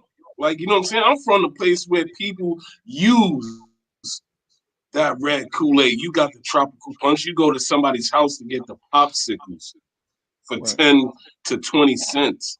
Right. Cherry. Right. They got the cups. Like, you know what I'm saying? And you knock on the door in the projects and you be like, hey, oh, Miss Such and Such got it? Yeah, okay. Popsicle. Yeah, that's I want. But you know what I'm trying to say, man. That's not a popsicle. That is a freezer. But you know what I'm trying to say. When you in the projects, you knock on the door, right? And you say this. You say, hey, house. I got 20 cents. They say, oh, okay. What flavor do you want? Red. You know what I'm saying? That's what I'm saying. Hey, shout out to BX too, because I used to spend half my summers in BX and half of them down south. Like we used to alternate. Like in the springtime, we used to come down south, and I used to spend a lot of time down south, even though I'm from Jersey City, right? But sometimes we used to spend like time in BX with like my grandfather. That's where I learned to play video games at, right? Like cats in my family in BX, right? And I don't know I can't remember what part. All I know is the Bronx, right? Because I remember it reminded me so much of Jersey City that I was comfortable with it, right? Like dudes from BX, they'd be like, "Shorty, what you doing over here?" And I'd be like, "Hey, mind your business, man. You don't know me." You know what I'm saying? That's Jersey City, but I was in BX. Cat's like, "Yo, that Shorty, he must be who that Shorty? Who Shorty is that?" Hey, man. Hey, man. You know, but them dudes in BX used to look out for me because, you know what I'm saying, my grandfather used, y'all know how it is.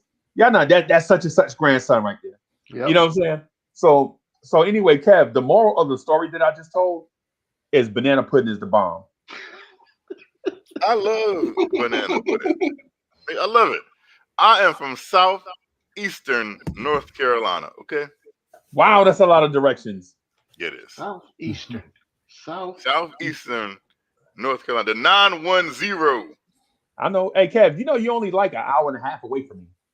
2 hours, I think. Probably. So my mama, funny story. My mother is in Florence, South Carolina right now.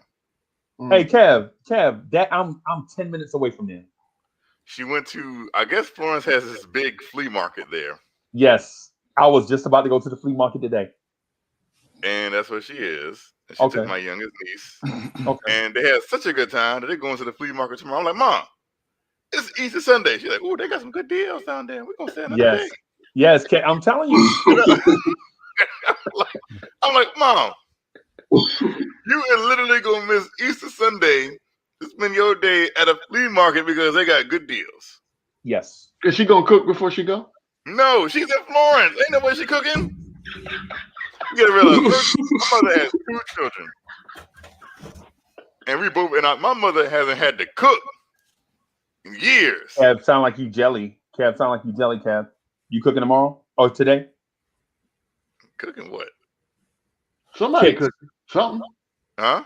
Somebody cooking something somewhere. No, we'll see him tomorrow with that.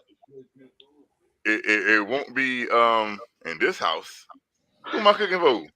Hey, shout out to the Bronx, New York, too, by the way. Shout out to BX, by the way. Hey, if somebody in here from the Bronx, if you from the Bronx, put a BX in the chat. Shout out to BX too. My grandfather used to be like, no lie, my grandfather used to be like, yo, why you be wearing that stupid blue and orange hat over here? You know you in the Bronx, right? And I'm like, yeah, I know where I'm at. And he, don't be talking to me like that. Have some respect. I'm like, I'm not taking my blue and orange hat off. I know that. And he used to be like, well, I'll tell you what. You know the zoo is right down the street, man. I'll take you to the zoo. I'll buy you whatever you want, pay for anything. Just put this black and white hat on. I'm like, no, you ain't gonna. My Uncle Roy, who's from Roxbury, right? He took me to the store, right? The I can't remember the name of the sporting goods store. No lie. Right? He heard about me crying at school, right? So he like, yo, Uncle Freezy, I heard you was crying at school. He's like, yeah, man, you know, they traded Clyde, man. You know what I'm saying? What they doing? And he was like, yo, he can't play forever. And I'm like, get out my face, Uncle Roy. You know what I'm saying? You know, the little shorty, you know what I'm saying? They be trying, you know how it is, the adults be trying to razz on the kids or whatever. So we go in the sporting goods store, and we going through with the shopping carts, and he throwing all this green and white stuff in the buggy. He's like, yo, I will buy you all this stuff right now. I'll buy you all this stuff right now. If you just say you're a Celtics fan. Ooh. Right?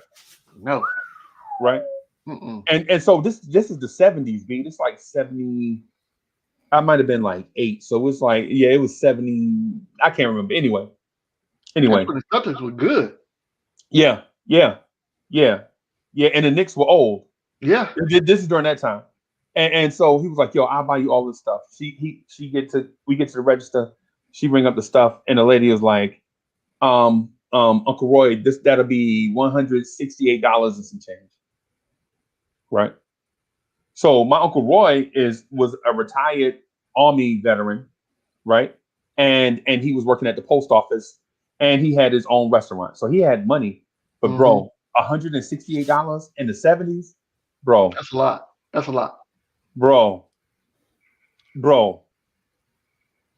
Raphael, I'm telling you, 160, 100, it might have been 170, might have been 108. Anyway, $100 and something for Boston Celtics stuff. And he was like, I'll pay for all this stuff if you say you're a Celtics fan. Right? Damn. And I was like, not even the rent. Not even the rent was that high, I think. Bro, I'm here to tell you. I'm here to tell you, man. And see, mind you, I grew up on the hill in Jersey City. And even though, you know what I'm saying, that my parents, you know, they was doing the best they couldn't afford to buy me no $167, $180 worth of Knicks stuff. Facts. Or Mets stuff. Not even in a year they could afford to do that. I don't even want to do that now. Right. So my point is this. Like back in them days, man, I could have easily been something else. Yep. But I'm die hard for real. When I tell you, man, I'm a Knicks fan for life. I mean that. So, well, hold on. So what happened to that store with the $168 in the register? He put it back. Oh, you told him no? Yes. What happened? That's how I'll be when I go to Target. So what happens when y'all left? What happened? Was he mad? I guess he was. But the thing is, that's a good story. See, that's a good story. Like, I want to know, like, how mad he was. Like, but so the thing, it could have went one or two ways. It could have went one or two ways.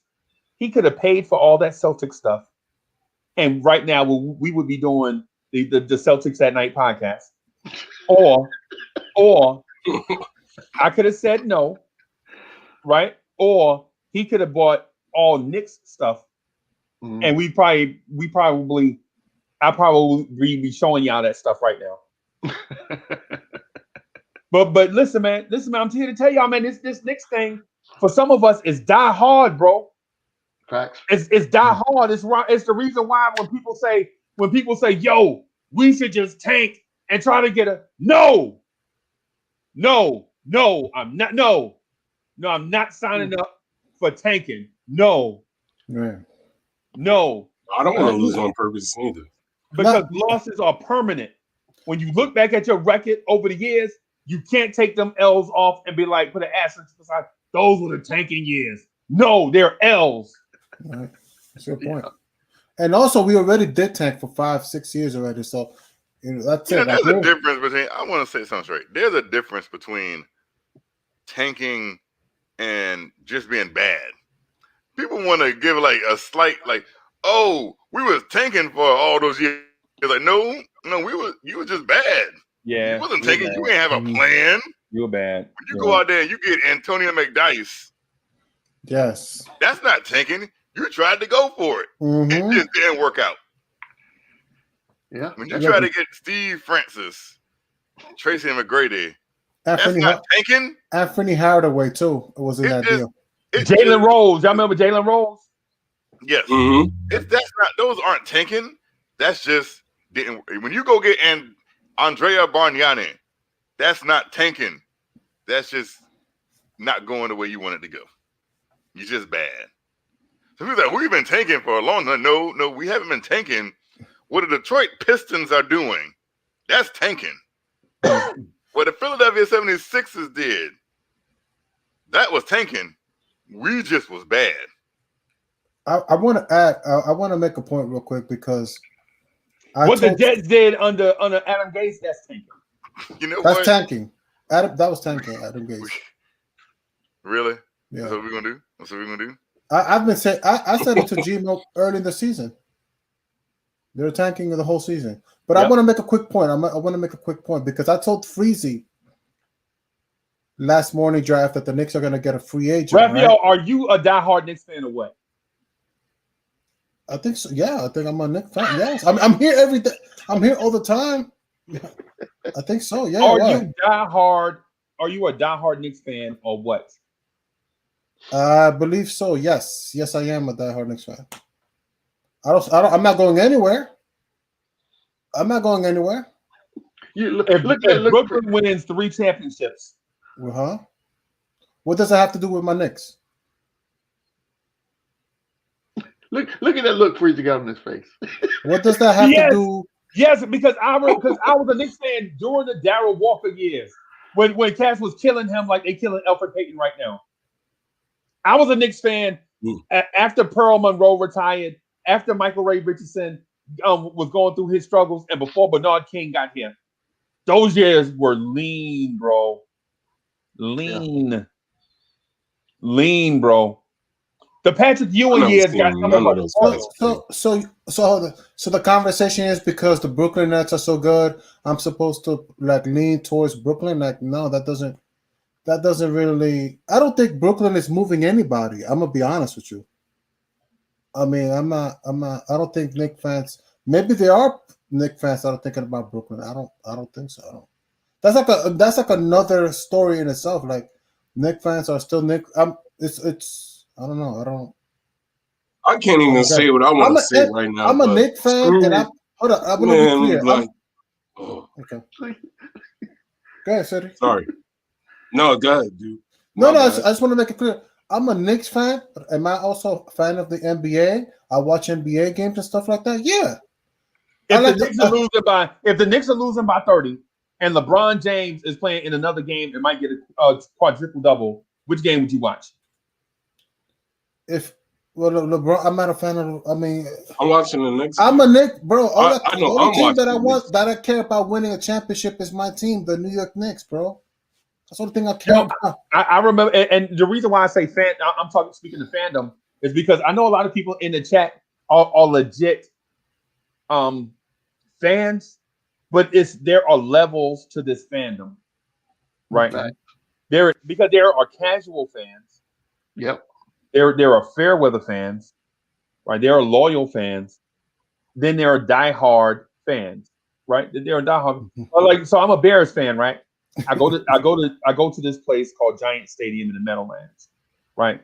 It's 20 degrees. I think it's like 20 degrees, 28 degrees, something like that, right? But anyway, it's too cold for a little kid like myself to be out there. And I don't know if y'all remember the Meadowlands, but the Meadowlands was like this. The Giant Stadium used to be this wind trap. Like a breeze would come in, and it would stay trapped inside the stadium. It couldn't go nowhere. Yep. So it would just swirl and swirl and swirl, and you're like, oh God, dang it! You know, so you could just fit. You would touch the rails. You could leave your hands on the rails, and the rails would never warm up.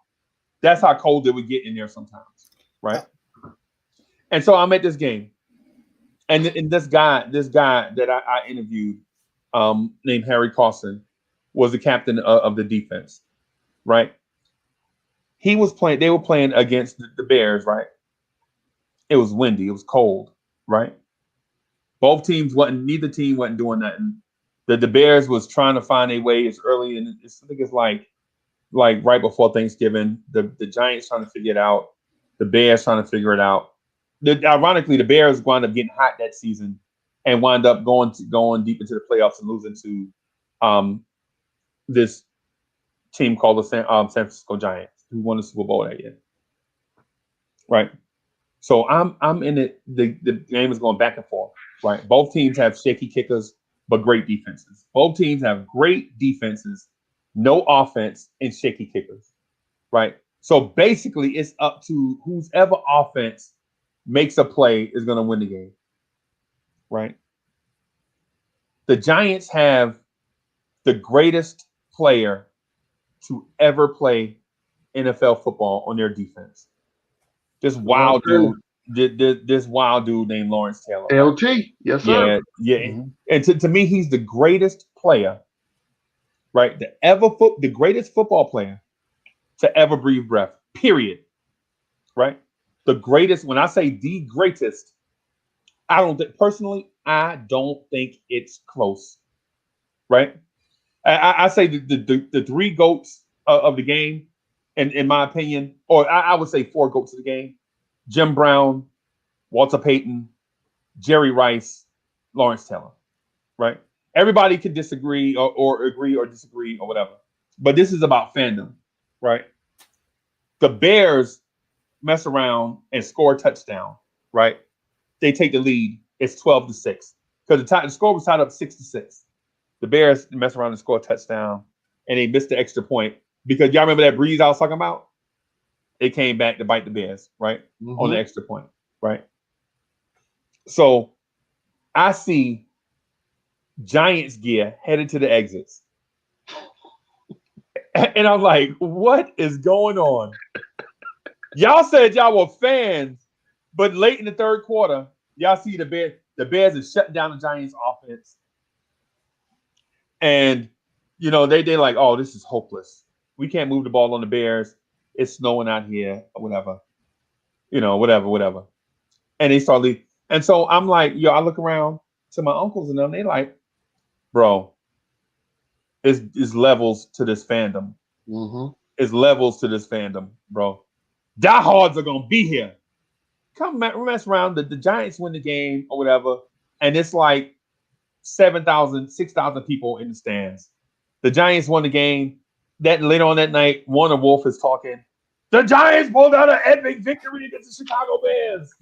And for those that don't know who Warner Wolf is, before ESPN was popping, where we lived, Warner Wolf was the guy. Mm-hmm. You know what I'm saying? So anyway, I asked that question, Raphael, because I know that there is levels to this fandom. Right. You know what I'm saying? It's severe levels. I'm gonna be honest, because I'm a Knicks fan, but I also like learning about the NBA. So for me, I like to grow wise with the NBA. Like, I'm not just looking at the Knicks and Knicks history. I look at the Knicks, and then I like to talk about trades, talk about being a GM, and that's what I like. But it's all about the Knicks with me. But I don't know. Die Hard means only Knicks. That's all you watch. That's all it is. And I don't think I'm that. I think I'm more like, I watch the Knicks. I watch what everybody's doing, and and I appreciate today's game, because the game is constantly changing. Like, it went from 90s basketball and Michael Jordan to Kobe Bryant era to this era. So I look at that too, and that matters to me a lot. And I want the Knicks to be. I don't want the Knicks to be second best. I don't want the Knicks to go to the finals and be close. Being close doesn't matter to me. Okay? So I've been heavily scarred to some extent. I've seen people's favorite players, this, that, and the third. I don't have to get on it, but it matters to me to be aware, to have ideas of solutions. I don't believe it's not good enough. What I've seen in my time hasn't been good enough. So, unfortunately for me, I am constantly obsessed of looking for a solution, which is the reason why I come here on podcasting, talking about what the Knicks should do. Why? Because it's not good enough to be close. It's not good enough. So I constantly look around the NBA like, how come they can figure it out? What did they do to figure it out? Why do I look at it as question my fandom? Like, what is it that there's constantly questions and this, that, and third. And I don't want to be a fan that's upset. I want to be a fan that's constantly looking for a solution, which is why I'm constantly here. Constantly talking about trades. I can talk about the draft too. I can talk about free agency.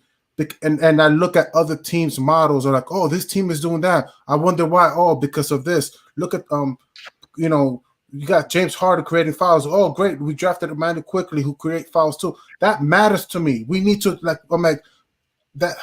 we need to be aware. We can't. I don't want to be in the finals and lose. It's not good enough. So, and within that, I learned to be a fan of the NBA. So I was like, you know what? The problem was the general managers at the end of the day, they didn't make the moves that they needed to do. They got close, but it wasn't good enough. I can't blame the players. I can't blame Don Starks and Patrick Ewing and Charles Oakley and all those play that much, but there could have been a move that would have solved that situation. What was the move? I don't know, but it definitely makes me think, and that's why I'm here. Like, that's what I'm always about. I'm like, yo, man, other teams can figure it out. We can figure it out, and it's not enough just to be, for myself, it's not enough just to look at the Knicks. Other teams are winning championships. And who was your favorite player when you first started watching the Knicks? Like, who was legit when you first started watching the Knicks? Who was your favorite player? We had a conversation. G-Man for Life was there. But Anthony Mason was kind of cool, man. So Anthony Mason was a role player, and I sort of liked his game. I liked the chemistry of Oak and Mason. And then I'm talking about 94s, right? I'm talking about early in the 90s, and then I was trying. I did like Hubert Davis a little bit. He could shoot the ball, man. But I don't know. I started liking the Knicks more when we got Allen Houston and Latrell Sprewell. That's when I'm like, damn, this is a dope team. That's so a lot of people don't like that team, but I like that team. I'm upset that a lot of people. I wouldn't even say a lot of people don't like that team. That team that we talking about right now, that team that you talking about, put us on the map, bro. They bring us back to the map for people to actually like the team. Like, you know what I'm saying? Like we had, like you said, we had Houston, Spreewell, Charlie Ward, we had Chris Childs, we had Marcus Camby. Like, you know what I'm saying? We had John Wallace. Wait, no, maybe he wasn't on that squad. I can't remember now. But that was, we had Larry Johnson. But that was a team that literally brung us back to the map to where people actually felt like we were good. Like, you know what I'm saying? Yeah, that was a they cool was team. doing their thing. Yeah, they. I agree, City. That team was cool. I like that team. I'm like, I don't know why. I hear in the panel like people don't like that team so much, like Latrell. But I thought Latrell and Allen Houston. I'm like, I thought we had a chance. Me personally, I love that team. I loved it. Like, you know what I'm saying? Like, I honestly, wholeheartedly, like, I loved it. I loved when the announcer guy did his thing when he was like, Charlie Ward. Like, you know what I'm saying? Because Charlie Ward was doing his thing, bro. He wasn't the best of the best, but like, you know what I'm saying? He was holding it down for us. And also, like, who else pushed me for my fandom was Porzingis. When he was getting booed, being drafted on, and Phil Jackson got it right, that pushed my fandom even more. Like, oh snap, because Amari Stoudemire wasn't doing anything. So finally, we got a power forward that can actually help out Carmelo. And so then that's when I'm like, okay, I need to get tickets now. Now I need to spend X amount, buy call Madison Square Garden. I gotta buy a ticket and be that's when. So then after that, this team right here got me going. RJ Barrett, Julius Randle.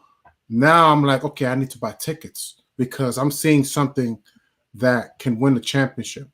And I'm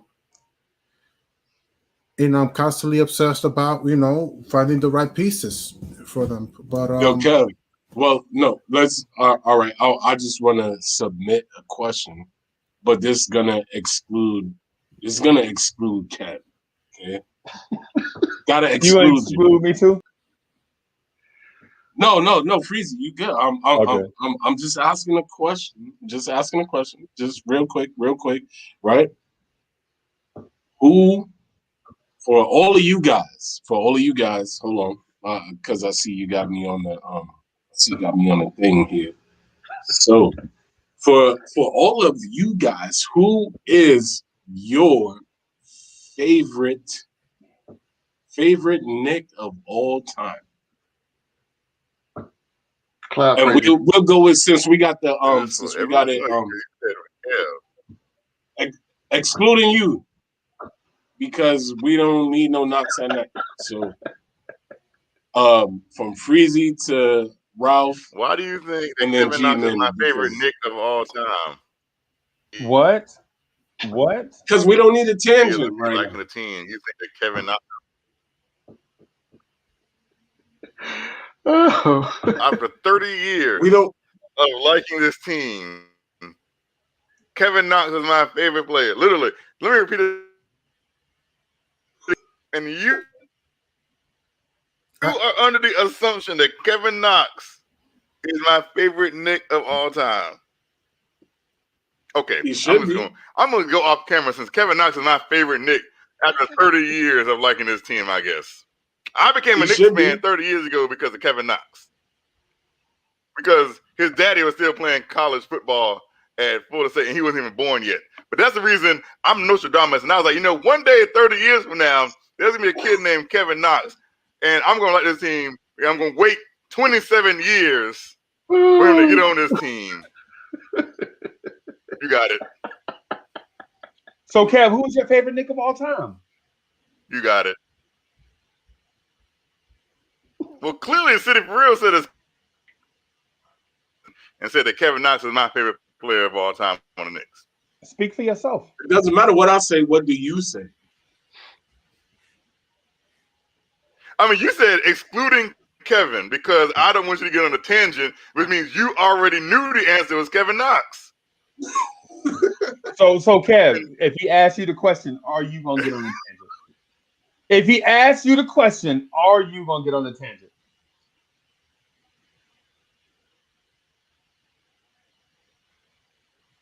Kev? Did Kev freeze? He froze. Kev froze. Okay, G-Man for life.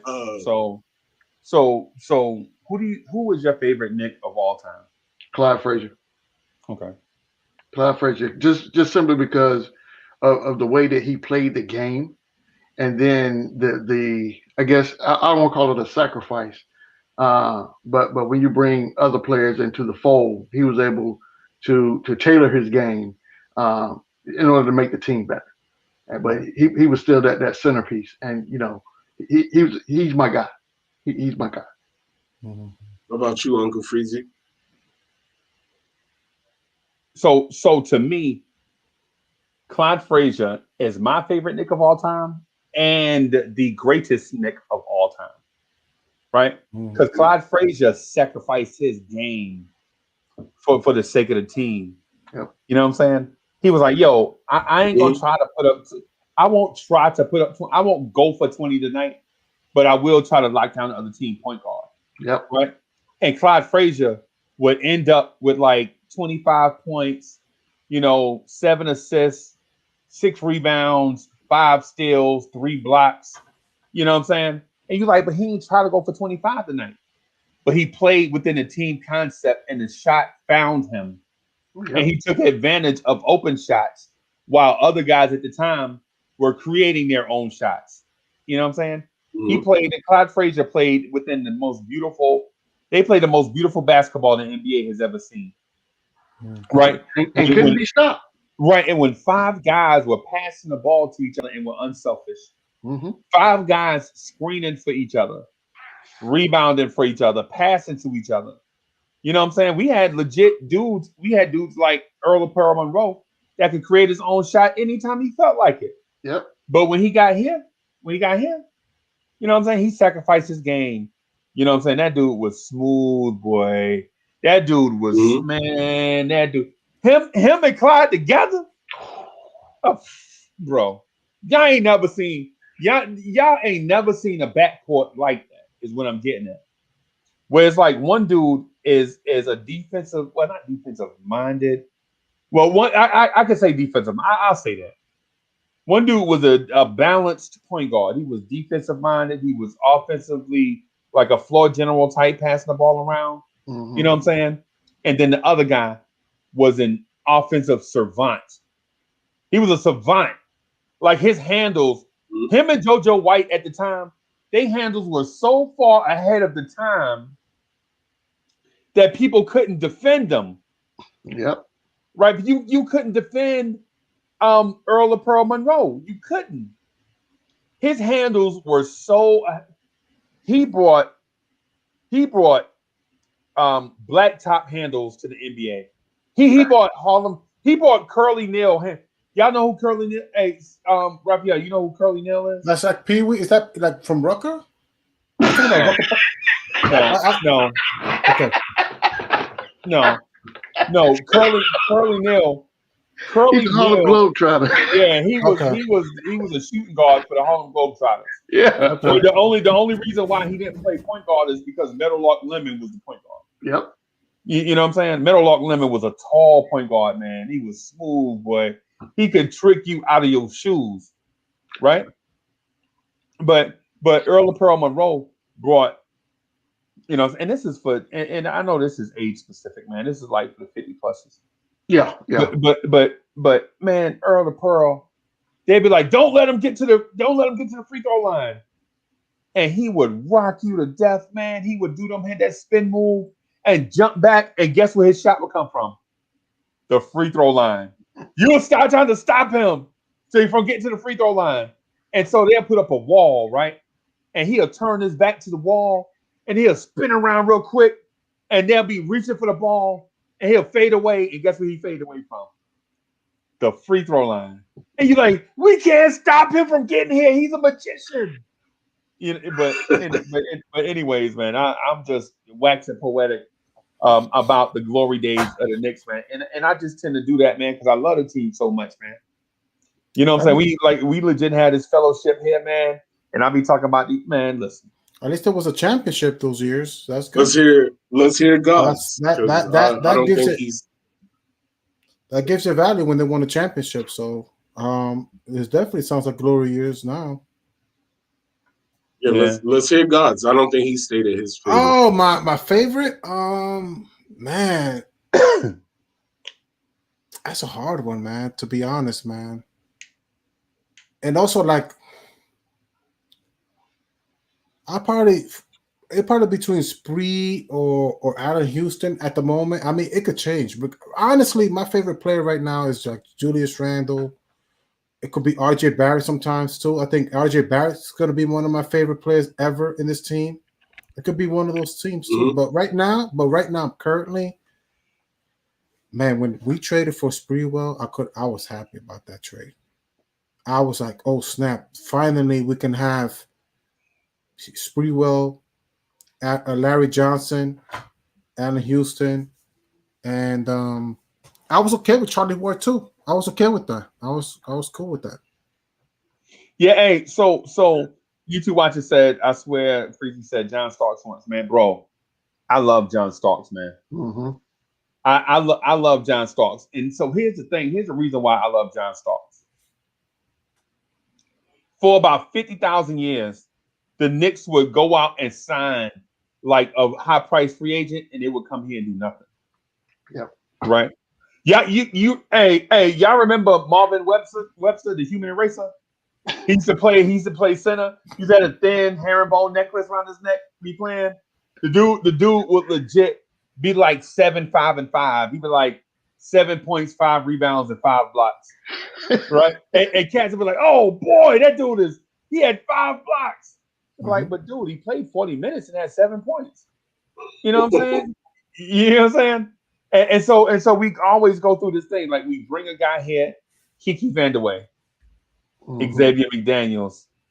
You know what I'm saying? We would bring all these guys, Antonio McDyces. You know what I'm saying? We bring guys here. They come here, they get the check, they get the bag. Next thing you know, they got a boot on their foot and they got on a mink coat. Yeah. And you like, man, what the and so Hoodie Kevin know what I'm talking about, because the Jets do the same thing. Like the Jets drafted this dude named Blair Thomas out of Penn State, right? Running back. Every time you saw him, he had one of those walking boots on his foot and a different type mink coat. You know what I'm saying? Big game. Like the Jets will be playing Buffalo in the Meadowlands with a season on the line, and Blair Thomas would be over there with that mink coat on and 2 fine chicks, you know what I'm saying, around his arm. And he getting paid more than both quarterbacks put together. Oh my goodness. It ain't playing. I mean, you can say the same thing about the Mets. Do we got to go down the Move On road again? No, we don't have to. But what I'm saying is the reason why I love Starks is because Starks was a cast-off, right? Starks went to training camp with the Spurs and got cut. He went into to go. Larry Brown was told Don Nelson, this kid, I'm gonna send this kid Starks to y'all. Man, y'all gotta have him on the roster. You gotta have him as a practice player, dog. You ain't never seen nothing like this in your life. Nobody you have ever seen in your life play harder than this kid, right? Everybody like, that's an exaggeration. They're like, well, how big is he? Well, he's 6'1" and 3/4 barefoot, but when he puts sneakers on, he's 6'5". That's the biggest. That's the biggest stretch in your life. You know what I'm saying? I heard somebody say that. They was like, yeah, Starks is barely 6'2", but they had him listed as 6'5". What? What? Okay, whatever. So Starks come and I'm sorry, it's story time with Uncle Freezy. I'm sorry, but so Starks comes into the game like everybody hurt. So they put Starks in the game. And John Starks goes over to Michael Jordan and says, "Hey, Mike, I'm John." And Michael Jordan looks Starks dead in his eyeballs and says, "Don't you ever call me Mike again. You call me Mr. Jordan.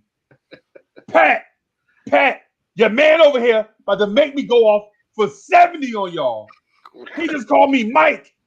Pat Ewing runs over to John Starks. He's like, "Yo, why you call him Mike, man? Are you crazy? Call him Mr. Jordan." But John Starks, where he from, people don't play him like that. You don't play your people like that. Right. So Michael Jordan goes off for 40 against the Knicks. Jordan shoots like 17 for 28 for 40-something points. Right? Everybody mad at Starks. But Pat Riley is like, "Did y'all see the way that kid was in Mike's face all night?" Mm-hmm. So then our starter, Gerald Wilkins, all of a sudden, instead of playing 9 minutes of the first quarter, he playing 8.5 minutes of the first quarter. And then 8 minutes of the first quarter. And then 7.5 minutes of the first quarter. Then he on the bench. And Gerald Wilkins like, "What's going on?"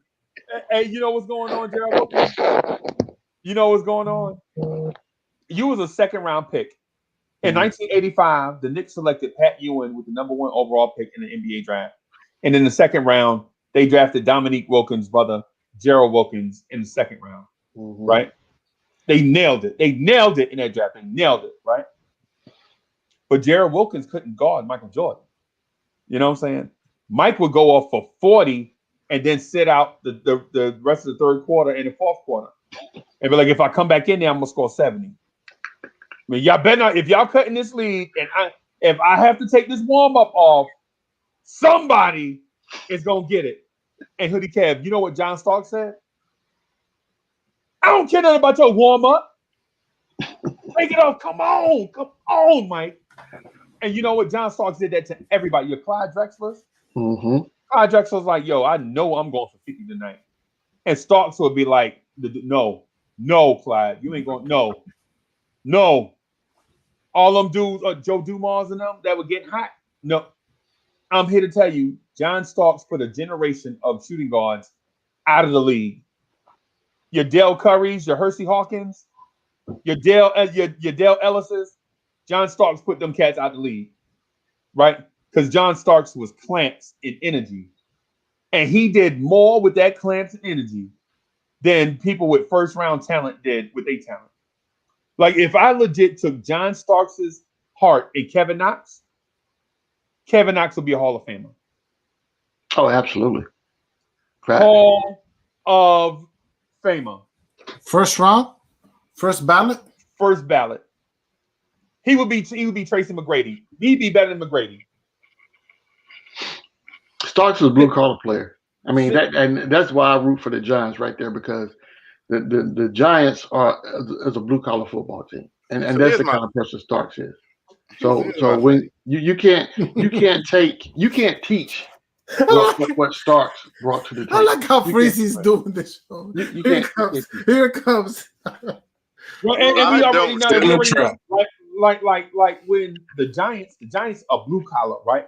The Giants are beer and hot dogs, right? Mm-hmm. But we know what the Jets are. The Jets are like champagne, caviar, and bubble baths. You know, that's the Jets, right? And there's no look, listen. There's nothing wrong with liking champagne, caviar, and bubble baths if that's where you're from, and if that's what you like, right? And there's no harm in that. Because the town's got two sides to it. That's right. It's got uptown, and then it's got the other side of the tracks. Yep. You know what I'm saying? You know, it's one of those. It's one of those. So there's no harm in either, right? But if you're a regular dude that like, you know, a team players that's gonna give it, they all, then I can see you being a Giants fan. Yeah. Right. But if you uptown, if you like fancy cars and champagne that you can't even pronounce, then you're a Jets fan. Then you bougie. Ain't nothing wrong with that. I agree 100%. So here's my thing. I don't dislike John Starks. I have much respect for John Starks. Here comes the butt. Well, I just Go ahead, say it, Kev. But I have loved this team since I was 5 years old. I have loved this team since I was 5 years old. Mm-hmm. We've had our ups and downs. Facts. That's all you got? I thought you was gonna say something. I'm getting there. Okay. Everybody else takes long dissertations. I can't have a minute to get my feelings out for a second.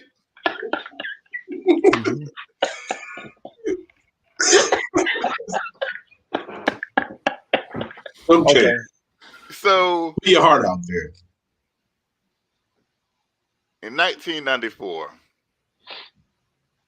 I knew when I saw Patrick Ewing standing on that scorer's table with his arms when he was embracing the fans everywhere. I knew right here in my heart I was gonna see my first championship. I ain't got to worry about Mike no more. He playing baseball, striking out. Mm-hmm. This is my championship. I remember going to school, talking to my friends. That's why the Knicks can win championships. What you doing? Nothing. All you Bulls fans doing nothing. Because everybody back then, when you were a kid, you was a Bulls fan. Yeah. Not everybody. Not everybody. Oh, you talking about the kids? You talking about the kids? Yeah. Yeah, kids. Okay. The kids. All the kids were Bulls fans. Yeah. They were Michael Jordan fans. I remember that. So I'm like, ha ha ha. Y'all, it's over for y'all. It's my team's turn now. We better win the championship. So, we go into the series. No, this is gonna be tough. Now I'm a little kid. I know basketball, but I don't know basketball, right? Like I knew who Hakeem Olajuwon was. Mm-hmm. I didn't know who Hakeem Olajuwon was. I knew he was gonna be tough. I was like, Pat gonna eat him alive because he's Patrick Ewing, because he's my favorite player. Pat gonna have him for lunch. Who is this? It was a long series. I remember that series just took forever and ever and ever to go through. And it was ups and downs, and I cried. I was jumping for joy. Mama, stop jumping on that bed. What you in there doing, boy? Go to sleep. You got school in the morning. Those kind of things. Having to turn my TV all the way down on 0 so I can watch the end of the game. So she didn't know I was up.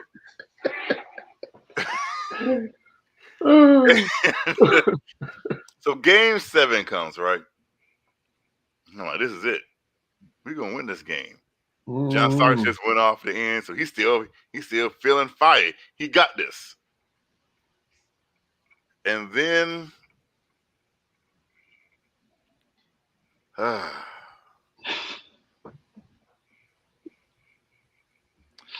have no words for game 7.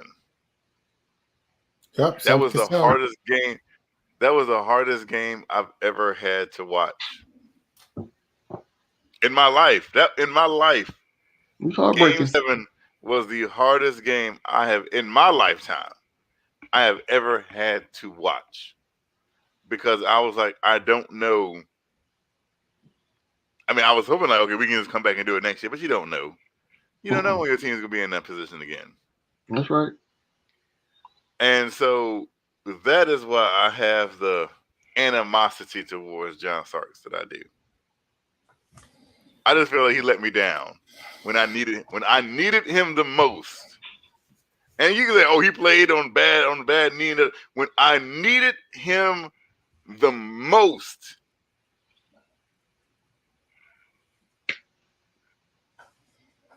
So who's your favorite player? Patrick Ewing. Patrick Ewing is when I was a kid, right?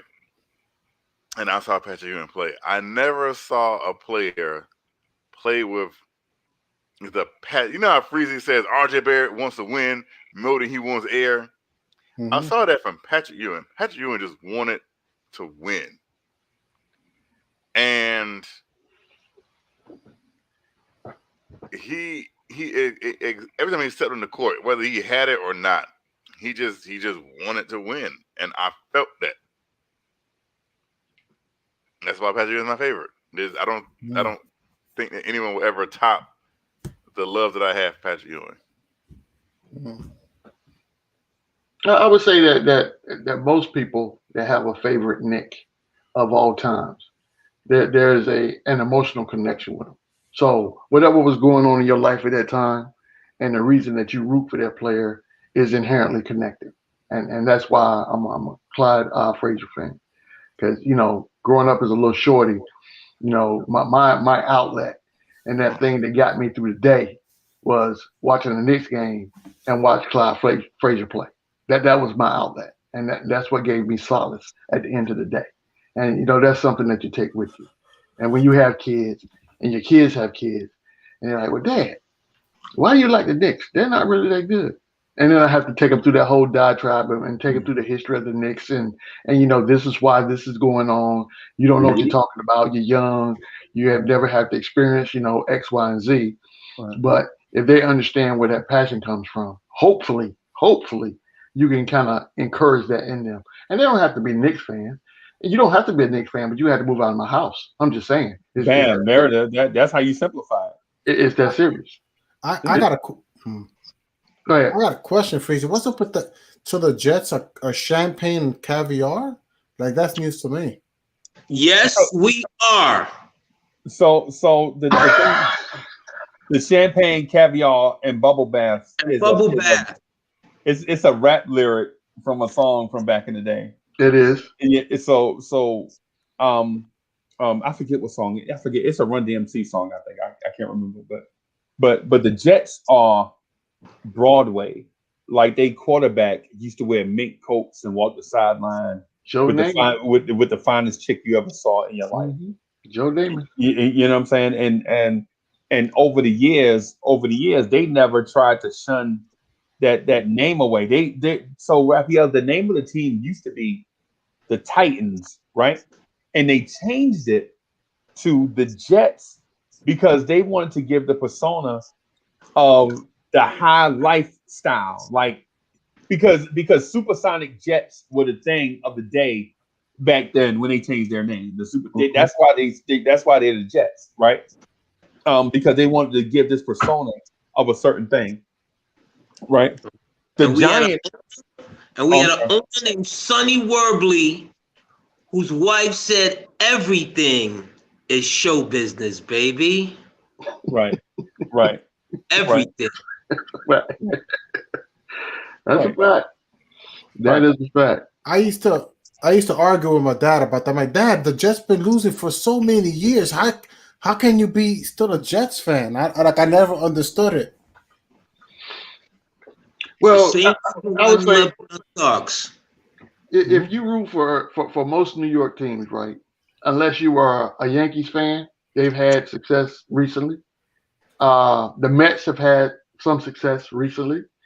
But when you're talking about New York football and you root for the Jets or the Giants, I don't count Buffalo. Buffalo's in the state of New York. I don't include them in that equation. Those two teams right there. You have to have thick skin. You can't be a Jets fan and not have thick skin. Yeah, but he's a diehard. My dad was watch every game losing, and I never understood it growing up. I did. Look behind me. Oh my! Look behind me. You see all this stuff in here? Mm-hmm. You see all this?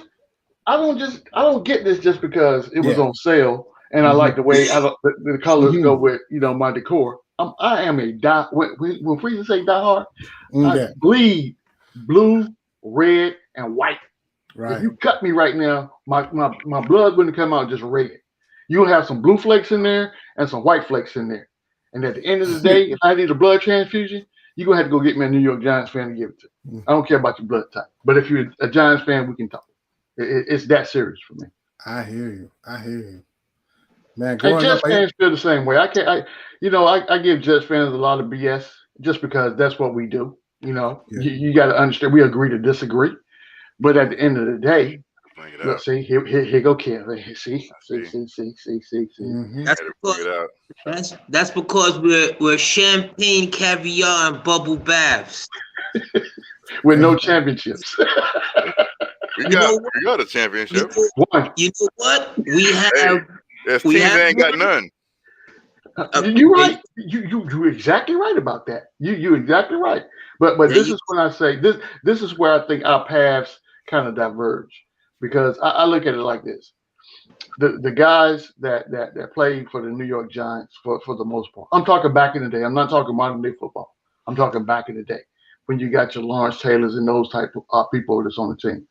Them that's smash mouth football. I don't care nothing about what kind of car you drive. I don't care about how many watches you got. I don't care about who you're dating or who you're married to. That don't matter to me. You step on this gridiron right here, I'm going to put my boot on your throat for 4 quarters of football until we win this game. That's what we're doing. And that's why I root for the Giants. Oh, my God. You're going to get a rash, Kev. Take that thing off. Let me say one thing. Peace to the panel and the chat. You know, Hoodie Kev, that's a very nice piece of haberdashery you have there. Thank you. Haberdashery. See, that's what Giants say. Haberdashery. It's a very nice piece of material there. You know, it should be in silk. You know, may it warm you and all of your future generations forever. It's something out because I heard, you know, something between Giants and Jets has. Well, I'm going to quickly say something. The Giants had a stretch where they missed the playoffs for 17 years straight. Yeah, that's a fact. That's a fact. Yeah, that's a fact. That's why I said you got to have thick skin to be a Giants fan. You gotta have thick skin, and I remember the Jets losing the game because really and truly, the two teams when I was a shorty was Pittsburgh and Dallas. Yep. And for some particular reason, I loved that star. Most people did. To this day, I still do have respect for the star. Mm-hmm. Right. Because the star was like you being a Yankees fan, which I am. The star was like the pinstripes. Yeah. You know, even if you was a bum, when you wore the star, you seemed to be taller, you seemed to be faster. They had cheerleaders. Yeah, they did that now. and somehow, some way, someone called them America's team. They did. And that was it. And it stopped. You rolled off, but I saw the Jets lose a game, I think it was against the Colts, 5-3. 5-3. And I just remember, you know, some of our players were at the time walking off, and they were just like, I'm like, God, geez, guys, there's something I could, you know, can I, you know what I'm saying? Can I be like that little white kid with Mean Joe Green in the commercial? Can I get you a Coke? You know, Thanks, Mean Joe. Can I get you a Coke? And for me, ever since that day, I've been waiting to get to the Super Bowl. Ever since that day, and I'm still here in misery. And it's like the same thing with the Knicks and Starks. And I heard Hoodie Kev, you know, I can never feel a certain way to John Starks because, you know, there was many a days, many a nights where I saw that man just from grocery store bagging to champagne, caviar, and bubble baths. He just became that guy. Right. And I do it to myself sometimes, and sometimes I turn on that series. You know, because YouTube has it. I turn it on. Yep, they do.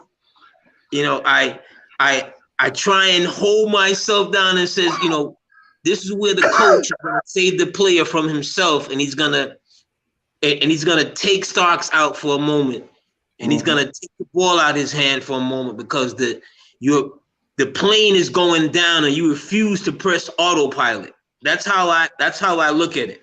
The plane is going down, you refuse to press autopilot, and why? Right. You know what I'm saying? So that's all I'm saying. I could never, Right. not like. And the thing about the Starks game 7, it's not like he came out jacking. It's not like he came out and was breaking off the offense and putting shots up.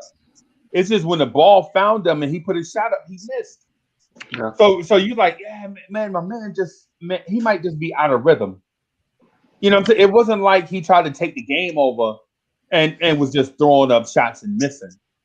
You know what I'm saying? Like we rotating the ball around, and the ball finds Starks, and it's the right play. He take the shot and he missing. Mm-hmm. Right? That's just what it was. It wasn't like one of those, he was playing hero ball situations and he was a detriment to the team. Because when you look at the final score of the game, we only lost by 6. Right? So it wasn't like Starks was shooting us out of the game. His shot wasn't going. I'm sorry, go ahead. It was something in there though. If you remember the game, I think the closest we got when it was pivotal was 5. Right. And I remember, I think it was Greg Anthony who hit a corner 3. And it seemed like we were about to, all right, here it is. Then Charles Oakley does one of his I'm gonna try and invent a pass. Right. And throws the ball out of bounds. Right. And we lose our whatever steam that we had to go to get back over that situation there. We don't get it. Did he foul out of that game? Who? Oakley. Because Oakley? I think Pat was in foul trouble, and I think Oakley might have fouled out. That had a lot to do with it too. No, Oak is. I don't remember Oak fouling out. But Oak doesn't foul out of that game. Okay. Oak is on the floor, but they're in a situation where, because I can't remember which. I think it was Oak who told this story. They had their last timeout, or one of the timeouts before last, and they're in the huddle. And they're going at it because there was a moment, if you see, they walk back after Starks misses one of his final shots, and he's in the huddle and he's doubled over, right. And you see Charles Oakley on his side, and he's hitting him on his waist like, "Come on, John, come on, it's gonna be all right. It's gonna be all right." He's hitting him on his waist, "Come on, John," but he's doubled over, and as much as I liked Riley and I respected Riley, I'm like, dude, it's game 7. Right. It's all hands on deck. Right. You gotta save, and I know you love the kid and you respect his heart and everything. You have to save him from himself. Right. You have got, and not only him, but also Derek Harper. Right. Harper, you kept passing him the ball. Right. Yeah. Right. Yep. Rolando Blackman. The ball. Yeah, and Rolando Blackman said after the fact that if Pat Riley would have played him instead of Starks, the Knicks would have a championship right now and maybe have 2 or 3 of them. That's easy to say, and no disrespect to Rolando because he was the OG, but when they first traded for him, first of all, Orlando Blackman was an all-star. Right. Was giving people buckets in the 80s. Right. Up into the 90s. He was hurt. And when they traded for him, they thought he was washed.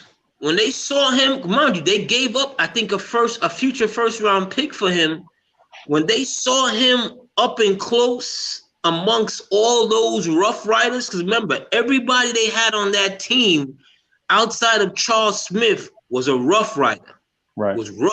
When they saw him, Hubert Davis, Charles Smith and Hubert Davis. But Hubert kind of came a little roughish. Charles tried, but Charles was like the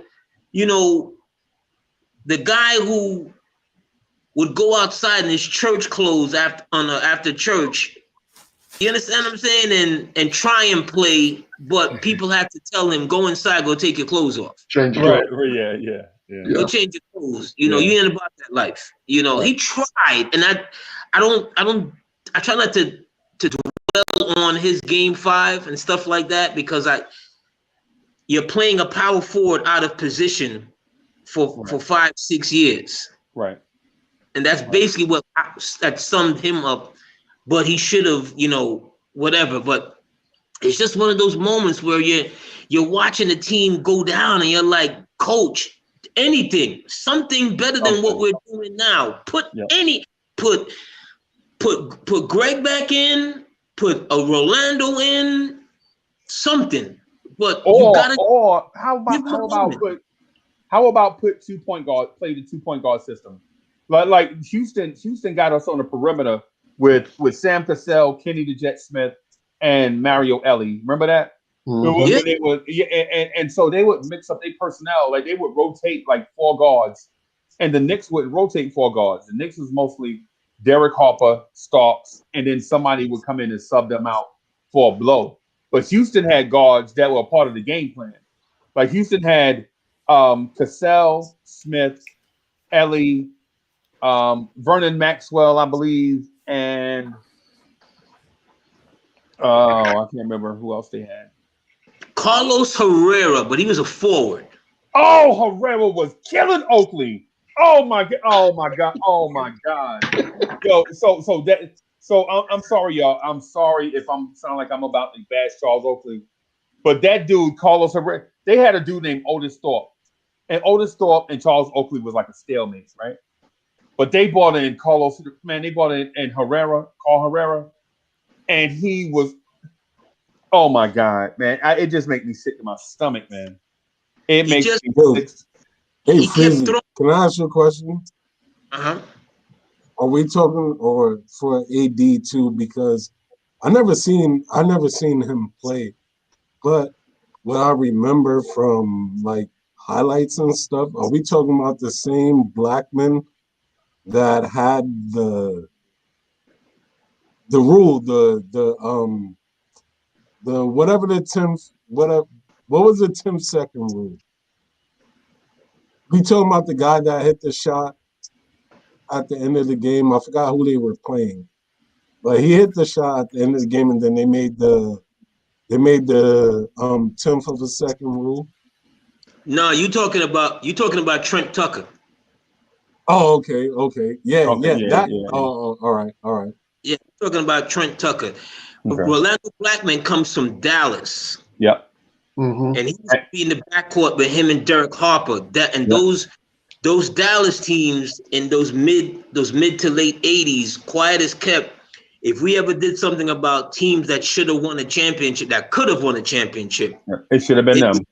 They would be high on the list because they had a young boy in there who just couldn't stop, drinking and everything. Roy Tarpley was a monster. Just a young monster that was supposed to be that guy that couldn't get out of his own addictive behaviors. And, but that's a whole nother thing. But he was a very good player at one point, Rolando Blackman.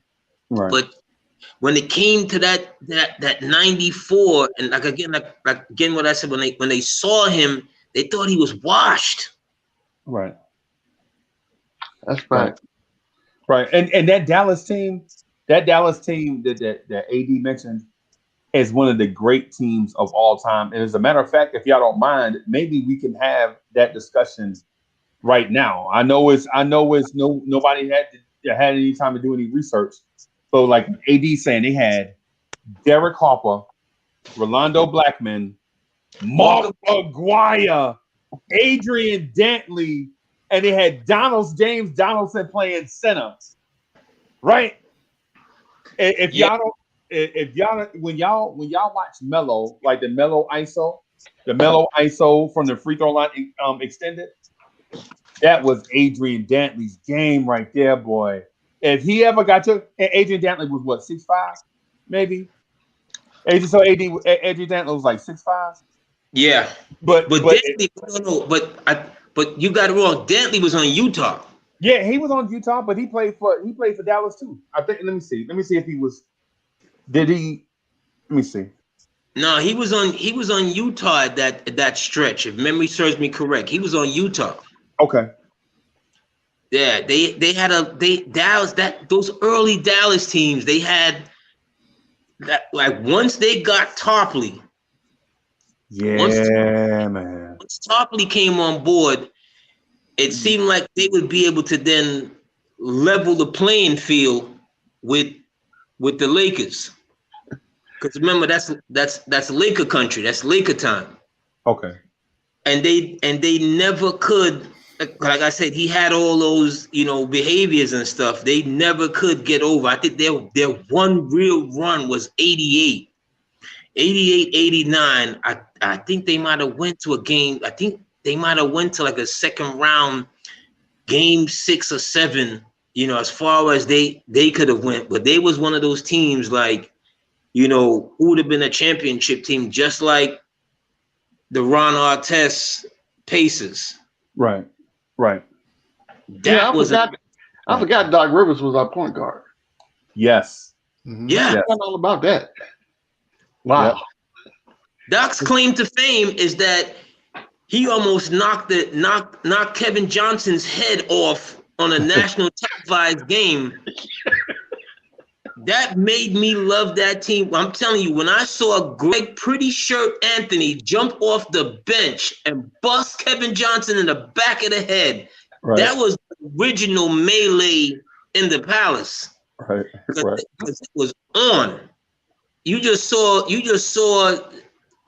Pat Riley grabbing Greg by the front of his shirt and ushering him off the court. Because it was completely on. But see that team right there. That's why, it's hard to look at those games or whatever. But in my heart, they champions to me. We didn't win, we didn't pull it, but every night they gave you a champion's effort. Right. And that's really all you can ask at the end of the day, is that you bring it every night, and that team really did bring it every night. Right. But the only thing about Dallas that I couldn't get over with them is they used to play a team called the Seattle Supersonics and not show up. Yeah. And not show up. Right. It used to be frustrating because there were a lot of good teams in the West back then. Now, I mean, come on. I mean, Seattle had this team, and AD, you were right about AD. Adrian Dantley played for Dallas 2 short years at the end of that stretch he was talking about. Yeah. But by that time, I think Mark Aguirre was gone. Yeah. So, Aguirre was on Detroit by then. Right. And they had their beef because they got traded. They got traded for each other. Yeah. Aguirre would say today that AD couldn't hold nothing for him. Right. Which I tend to not. I don't see it that way, but those are competitors. Those are their, those are their kids, whatever. Adrian Dantley was just very smooth. Even the way he shot his free throws. Man, roll that ball over. He was just, and he was a small dude at small forward. Today's game, he's a shooting guard. Right. Yeah. But he was strong though. Yeah. Well, you know what? Today he's still wing size. He's still shooting guard size nowadays. Right. Yeah. I can't remember how what his exact size was, but I remember if he ever got your power forward isolated, it was either a bucket or a foul. Right. You never wanted your power forward guard getting ISO'd with Adrian Dantley, period. Because he was either going to get a bucket or he was going to draw a foul. Right? It's the same thing like Carmelo. Like I like to compare Carmelo Anthony in his prime to Adrian Dantley in the ISO. Right? Like yes. Knicks fans will be like, Carmelo Anthony is above reproach and we shouldn't compare him to anybody. But man, Adrian Dantley in his prime, in that ISO area, man, him and Melo, bro. Hey, man. Hey. You did not. There was a lot of those guys. You had to, as a small forward, I used to respect Doc But by the time the 80s came around, like after they won their championship, all of a sudden, I don't know where the small forwards came from, but you could get the business night in, night out.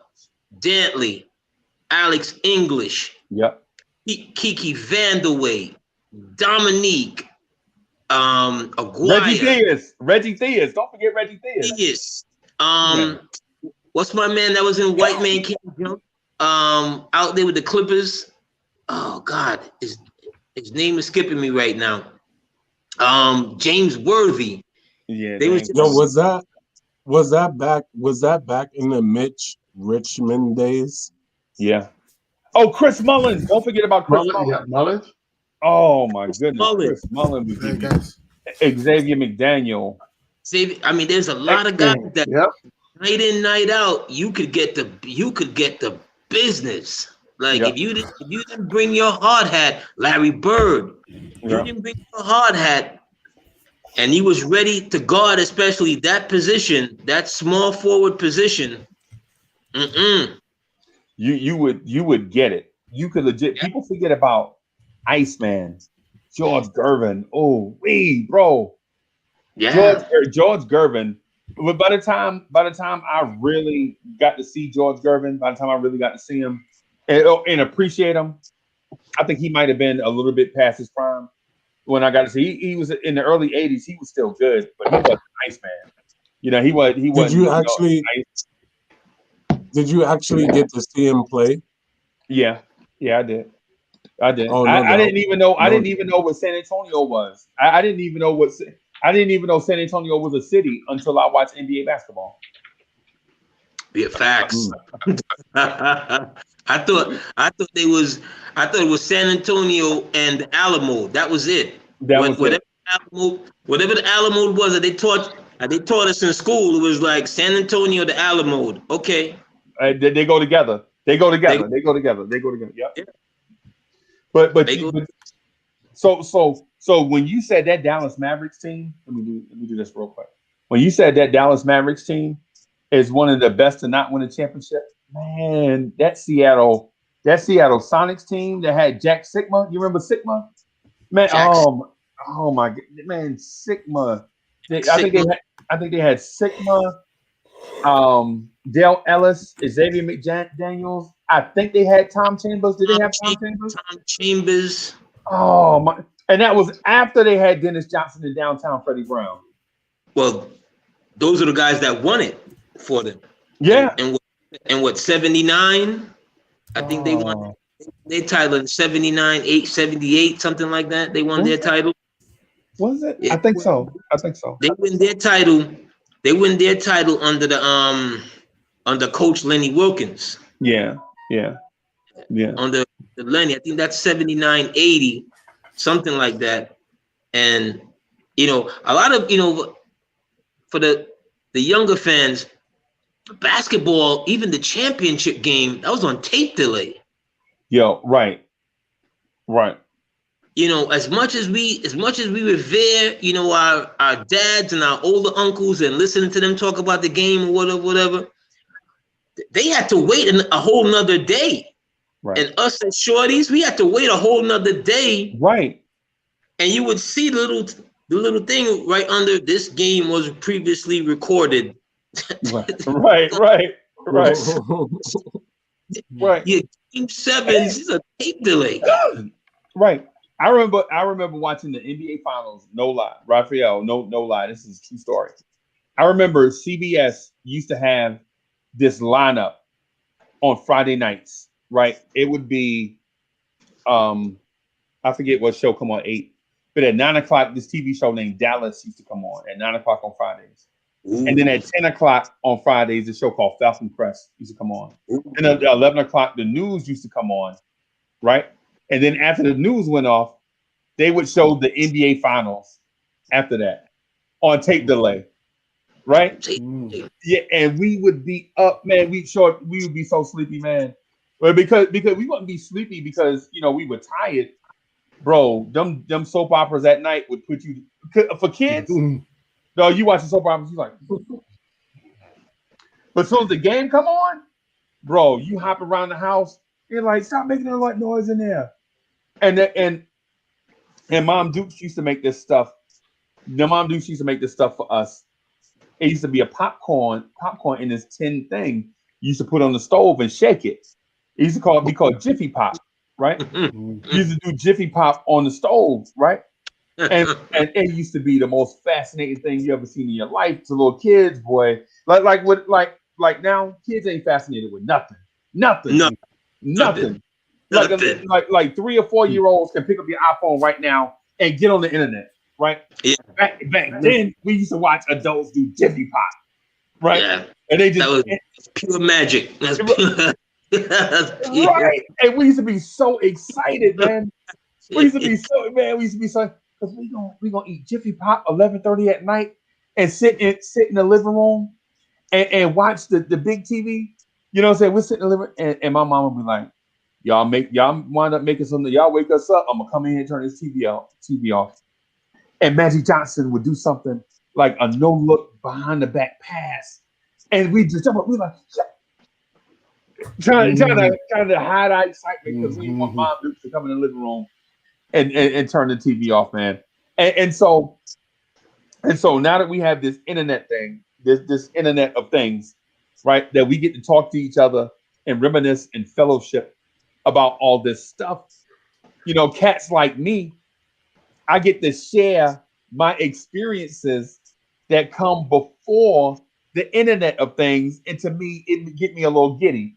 Like when I hear AD talk about the Dallas Mavericks from the 80s being underrated.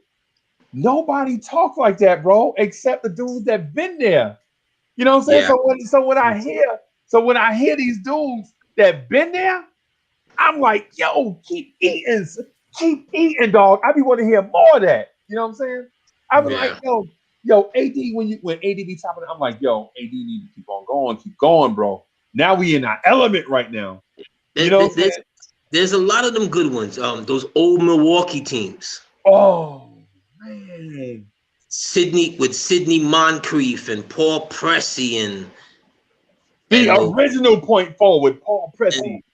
And Jack Sikma got traded over there years later. Yep. And Alton Lister and you know all those guys that Alvin Robertson. I think he got traded there from San Antonio.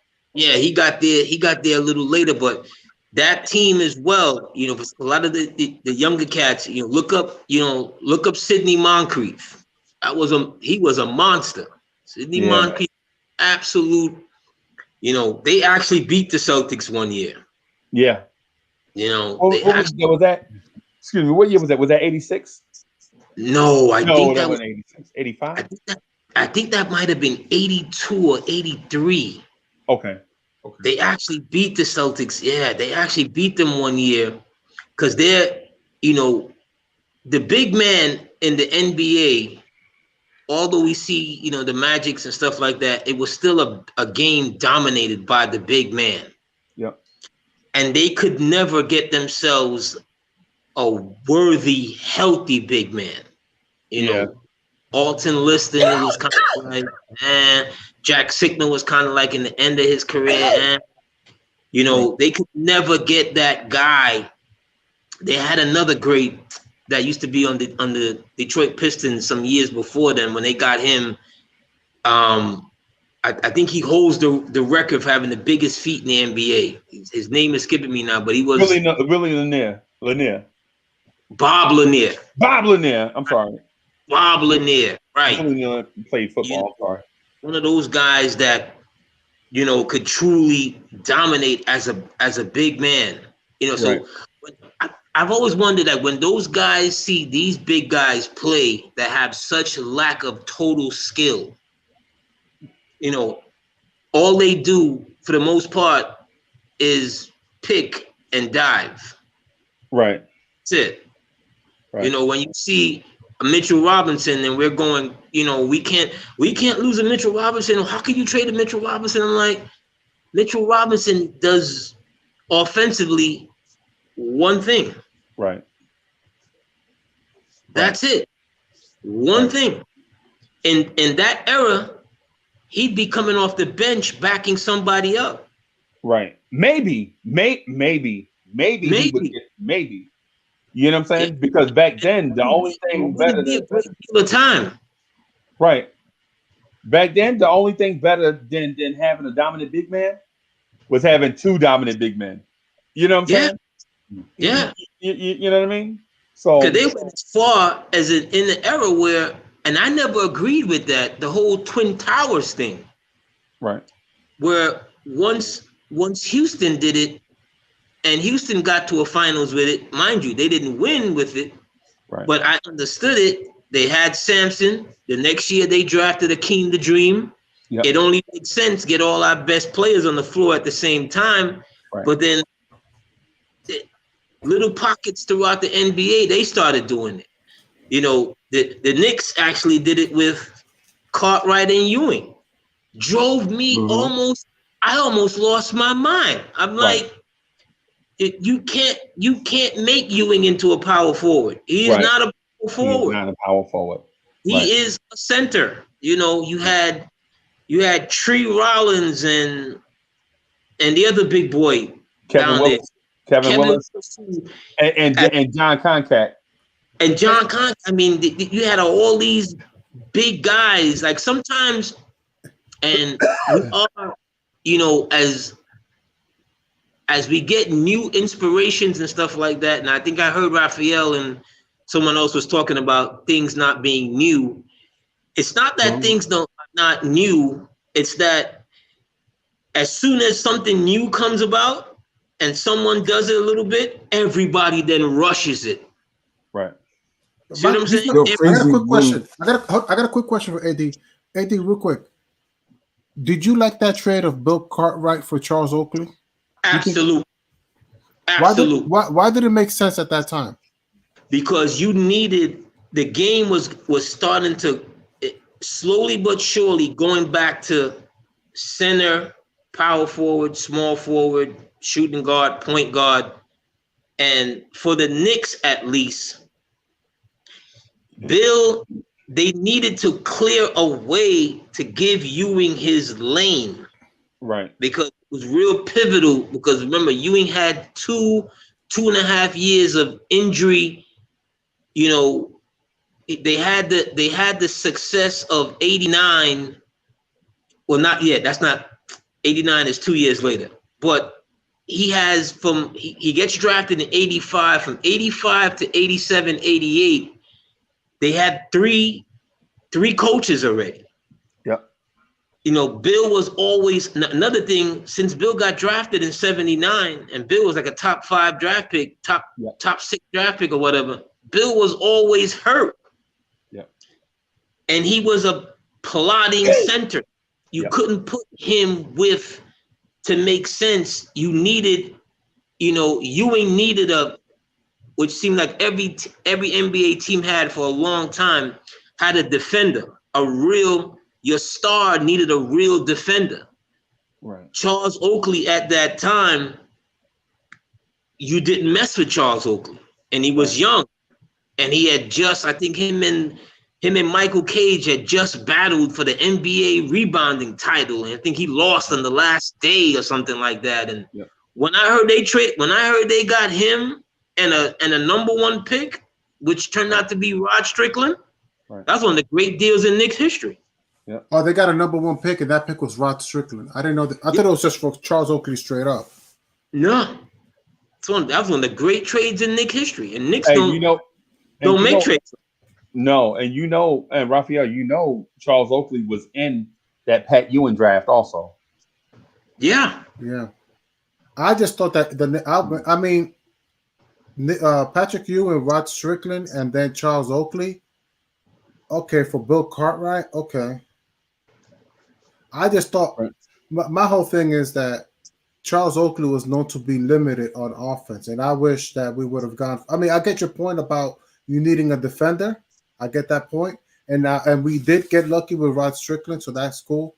But I didn't know that the Knicks got a number 1 pick, which ended up being Rod Strickland. Right. So now you got a foundation. How did Al, because our general manager at that time was Al Bianchi. How did Al Bianchi pull that deal And for a short period, we talk about successful executive staffs.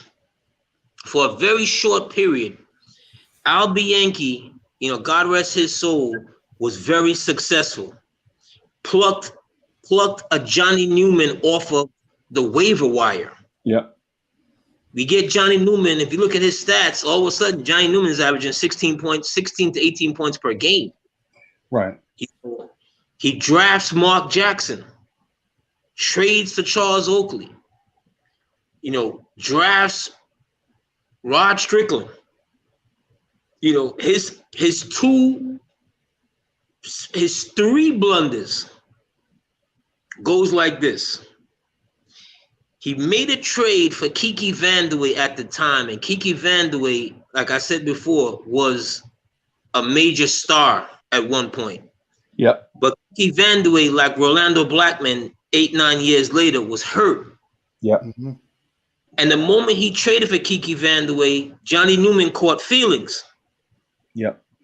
And it kind of disrupted things, right? His second blunder, and it wasn't just him, it was the coach as well. They let Bernard King walk after 2 years of rehab without even seeing what him and Ewing could be together. Yep. All right. His third blunder was when Kentucky came sniffing around and they wanted to talk to Pitino. He was like, "Sure, go ahead, take our coach." Oh, yep. He was like, "Sure, go ahead. We don't need a coach." Wait, y'all trying to tell me we could have had King and Ewing on the same team and it never happened? They technically was on the same team. They were on the same team.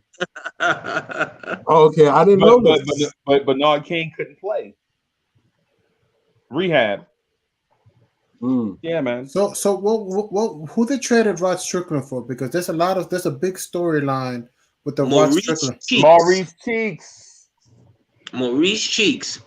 And I had the same argument. I was talking about this when someone said you can't trade for a 35-year-old Kyle Lowry, blah, blah, blah, blah. I'm like, look, I remember when the Knicks traded Rod Strickland for Maurice Cheeks, who at that time was at the end of his career. Yeah. Right? Mm-hmm. But Mark Jackson, all of a sudden, who was the darling, fell out with management, with Knicks fans. He had gained weight. Yeah. He came back. He lost his starting spot. Things you remember the injury he had? He had like a pulled something. All these things coincided with the emergence of John Starks. There's like John Starks, Pat Riley, Mark Jackson. All this stuff was like going on. It's like Mark just happened to. It's almost like they forgot about Mark. Right. Mark is rookie of the year, all-star in his second year. By his third year, Mark decides that he remembers that he had a love for pasta and comes back 30 pounds out of shape. Right. The team now is in flux because he comes back 30 pounds out of shape and Rod Strickland comes back looking like a Ferrari. Yep. Rod wants to now start. Right. There's two different camps now because they never tried to play them together, which it made no sense because neither one of them had a traditional jump shot. Right. Shooting guard type jump shot. They jetson Rod. They bring in Maurice. The whole NBA league had a talk. They was all talking about it. How could you do that? You know, Maurice is a good player in his time, but he's 35 years old. Rod is 22. Blah, blah, blah, blah, blah. The Knicks up until that point in time had lost, I think, 25 out of 27 games to the Celtics. For going back to Walt in them days. Right. 25 straight games, right? Mm-hmm. The Knicks lose the first two games of their round one series against Boston. It looks like we're going home. Mm-hmm. That comeback was spurred not only by Ewing in times, but a 35, 36-year-old Maurice Cheeks. Yeah. Because he taught those guys motion, how to move when the ball is not on your side of the court. Right. Facts. Hey, and you know what else? You know what? What else got a Moses and Elijah? This for Hoodie Cab too. Everywhere that Maurice Cheeks goes as a coach, the point guards get better. Everywhere. Yes. Everywhere, right? And it's not a coincidence that he was in Portland with Caleb Canales, Terry Stotts, and they helped the young backcourt in Portland get better. And it wasn't a coincidence that he was in Oklahoma City and helped their point guards. And it's not a coincidence that right now he's in Atlanta as a head coach, and all of a sudden Atlanta is red hot, right? Is he the long-term answer for anybody? I can't say that he is. But I bet you if Mo Cheeks was on our bench right now, our point guards would be balling, right? Our point guards would be balling out right now. But hey, man, I got to run. It's Easter morning. It's Easter morning, man. So I'm going to try to get out of here a little early so I can take the missus and Mom Dukes to breakfast. You know what I'm saying? You got to do the grown man. Y'all know how it is. Got to do the grown man stuff. I'm probably, throw a little shirt tie on, man, and take my people out and do my Easter stuff. So I'm not doing Knicks Morning Drive tomorrow, and I'm not doing the Knicks at Night podcast tomorrow night because, at some point, man, you got to reserve some days for yourself, and Easter is one of them. You know what I'm saying? So I'll holler at y'all probably Monday morning on the Knicks Morning Drive. Hoodie Cavs, I got a surprise for you for Monday night. A new banging Knicks at Night intro with video. With video and clips. We moving on up, boss. Moving on up. Is it new edition style? Okay,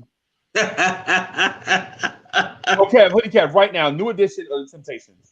And you better not say nothing crazy. New edition. Kev, I want to give you a chance to say something right. Literally, new edition. This would be the third time I'm gonna say it. New edition. So back in the day, when you were in a singing group, you had to be able to sing, right? Putting one person up there and three dudes that can't sing. Whoa! Come on! Wait a minute! Who knew? You can literally say New Edition can have 4 lead singers. No, man. 4. No, man. I'm gonna say this. Ralph Tresvant could be classified as a lead singer. Yes. Johnny Gill could be classified as a. Bobby Brown technically could be classified as a lead singer. Bobby Brown is not a singer. Does Bobby Brown have tracks for New Edition that he is the lead singer? When he sung lead? Yeah, but you know what though? When it comes to groups, man, like I was listening to the OJs the other night. That's a group with 3 dudes that can sing. 3 dudes that can flat out blow. The Spinners. Michael Bivins can sing. Michael Bivins has been the lead singer. Michael Bivins is a rapper in the group. Michael Bivins is not a singer. No, not Mike. Hold on. Ricky Bell. I say Mike. Ricky Bell. Ricky Bell can sing a little bit, but Ricky Bell is not. Man, come on, man. We reaching now. Who's the third singer? Who's the third singer in the Spinners? I don't know. I know Ricky Bell. This is so sad. Name the third singer in the Spinners. You don't even know. This is disappointing, man. Hold on. I'll say this for them. I'll say this for the Spinners, because that's my dad's age and stuff like that. They never had a song that wasn't like a top 40 record. Like all the joints and they're probably one of the most underrated groups because they never won any awards or anything like that. Right. Y'all remember that scene in The Temptations where David Ruffin was talking to Eddie Kendricks? No. Yeah. And they was like, they need us. We the voices. We the voices. Got to have the voices. If you took Eddie Kendricks and David Ruffin. If we signing out, the only thing I ask for, can we get the outro? For sure. The Knicks at Night podcast. I'm literally talking about how the Temptations only got 2 singers. One of them got kicked out and was a cancer. The thing I would give New Edition is they kept their core group together. Over the years, the Temptations did not keep their core group together. That's the only thing I'll give New Edition. It's like 18 Temptations. Yeah, you might be right. I want to say something to AD real fast, if I can. AD, all I'm saying is, I believe Rod Strickland, Patrick Ewing, Charles Oakley was possibly the core in '87 when they drafted Rod Strickland. Rod Strickland shouldn't have been moved. Now I like Maurice Cheeks, but I believe that Rod Strickland is a core piece that should have grown with Patrick Ewing. If you ask me my opinion, that's just my opinion. Like looking at that team, I like the motion offense you're talking about, but I gotta hold on to Patrick Ewing. Here's the thing with Rod, and it wasn't just Rod. Like I said, that team itself, they used to call them the bomb squad because they're like the first team to really start shooting threes. Yep. And multiple, but not like today's game where they're shooting 40, 50 threes in a game. If they shot 10 threes in one game, it made news. Right. But Rod was a really young point guard. And Ewing needed somebody at that point in his game to help unlock his game. Because you can go back and watch that final game against Boston, that game 5, in Boston Garden on the old parquet floor with Johnny Gravely Mose in the background and the Boston Celtics, and he used to drive crazy. Mm-hmm. And Ewing is playing up against all that legend front court. Yep. And he takes them out. He literally takes them out because Parrish used to give him the business for a couple of years. Yeah. Used to give him the business. It was a time where in the long run, you could say over the years, but maybe it'd have been better for them. Okay, I can see that. But at that moment in time, he needed that because I know he needed Maurice Cheeks, but he needed that. A veteran. Just like how we're talking about Julius Randle, we're going to see him in the playoffs. Can he be that guy? Ewing needed that because up until that moment, he didn't really have his moment yet. Yep. That's all I'm saying. I'm going to keep the show. We're going to bring this conversation another time. Gentlemen. Okay. I just want to say one thing. I just want to say one last thing. Okay, Charles, Hoodie. We've been on this air for 3 hours and 13 minutes. Mm-hmm. New Edition is not that good. New Edition is good. Is one of the greatest. New Edition is good. But the best music comes from New Jersey. Period. If it's not music out of New Jersey, then I really don't know what it is. Everybody else is second place. Freezy, you do realize there was a thing called the Philly sound, right? Right. And my cousins tell me that there was a thing called the Motown sound. Right? Okay. Yeah, they tell me that too. But Motown doesn't have a Whitney Houston, Kool and the Gang, Parliament Funkadelic trio that they can hit me with. When somebody can hit me with a Whitney Houston, Kool and the Gang, Parliament Funkadelic trio, then I'll listen. Right? I'm not even gonna. Why not throw Frank Sinatra in there as well? Just pile on. And Bruce Springsteen. Why not throw Bruce Springsteen in there? Stop. Cut it out. Cut it out. I'm just saying.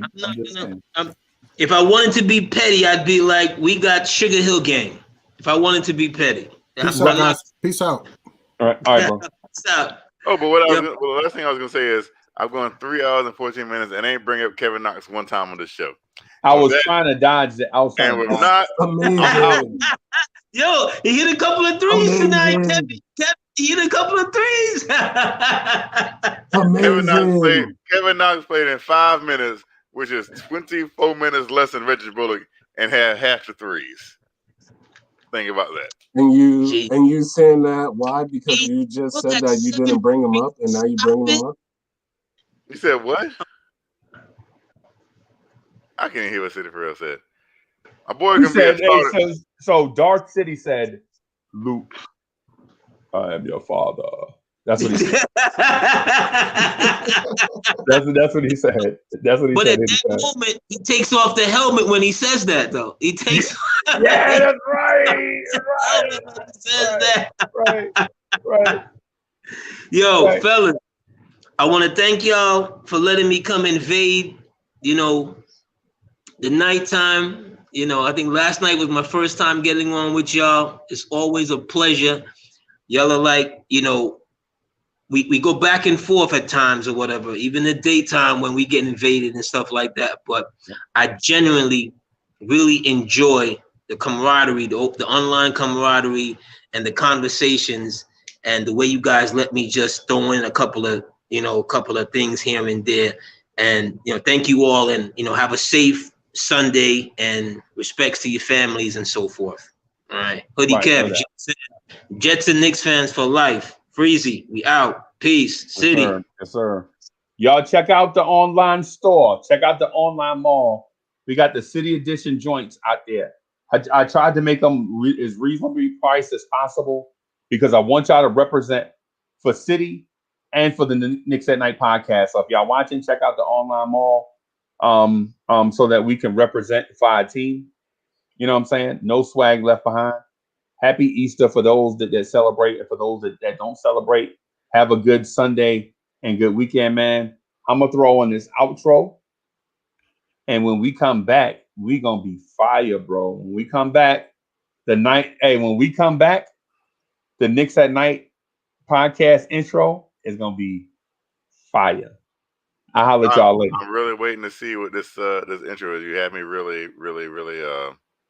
I'm gonna promo the Knicks Morning Drive one first, only because I got the Knicks Morning Drive one first, and RC Creative is touching up the Knicks at Night podcast one. So as soon as we get that back, we gonna throw it on and we gonna rock with it. It's gonna be fire. I'll say this: this is coming my last from thing. Dark City. I approve this message. The next time I see you freeze it, the Mets will have played a baseball game. Hopefully, I'm gonna do this one thing before we go. We play Monday against Philadelphia. Bam. I want to show everybody the joint here, the Gotham City tee. Can y'all see that? You might need to make it a little bit bigger. I think it says "We run the city." We run the city. Mean. We run the city. That's the joint, right? That's mean. That's mean. We run the city, right? That's the We Run the City joints. Let me move myself out of it. So I'm gonna remove.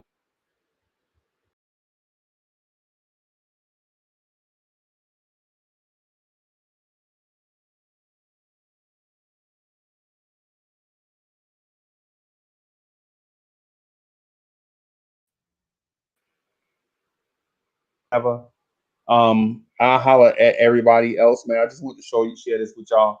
Let me hit this outro so we can get out of here. And I will holler at y'all later.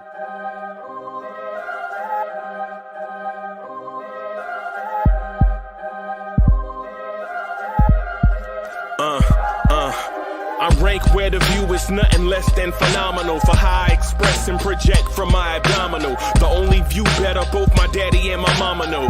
No living parents, my sons give me balance. My wife is my serenity. This mic is my identity. The world is foul enough, that's why I write without obscenities. Provoking danger with broken language and spoken anguish. Begging to get hurt, why would you ask to go through changes? Yes, Lord, life's a chessboard, master the angles. Control the tempo, be the one who holds the info. Acknowledged knowledge is just as deadly as machete swings. When spoken, the truth is as potent as that Medellin. While others swear the style is free, I just let it ring. Our time is undervalued, soldiers make us better kings. My fans on my shoulder, reaching after better things. Today I take the shot, for them I'd rather set the screen. My mama told me follow my dreams. My daddy told me get it by any means. Stand tall, make him bow to a king. But I've evolved, you can see the resolve. Look in my eyes when you speak in the God. Life and for those who be caught up in using what I was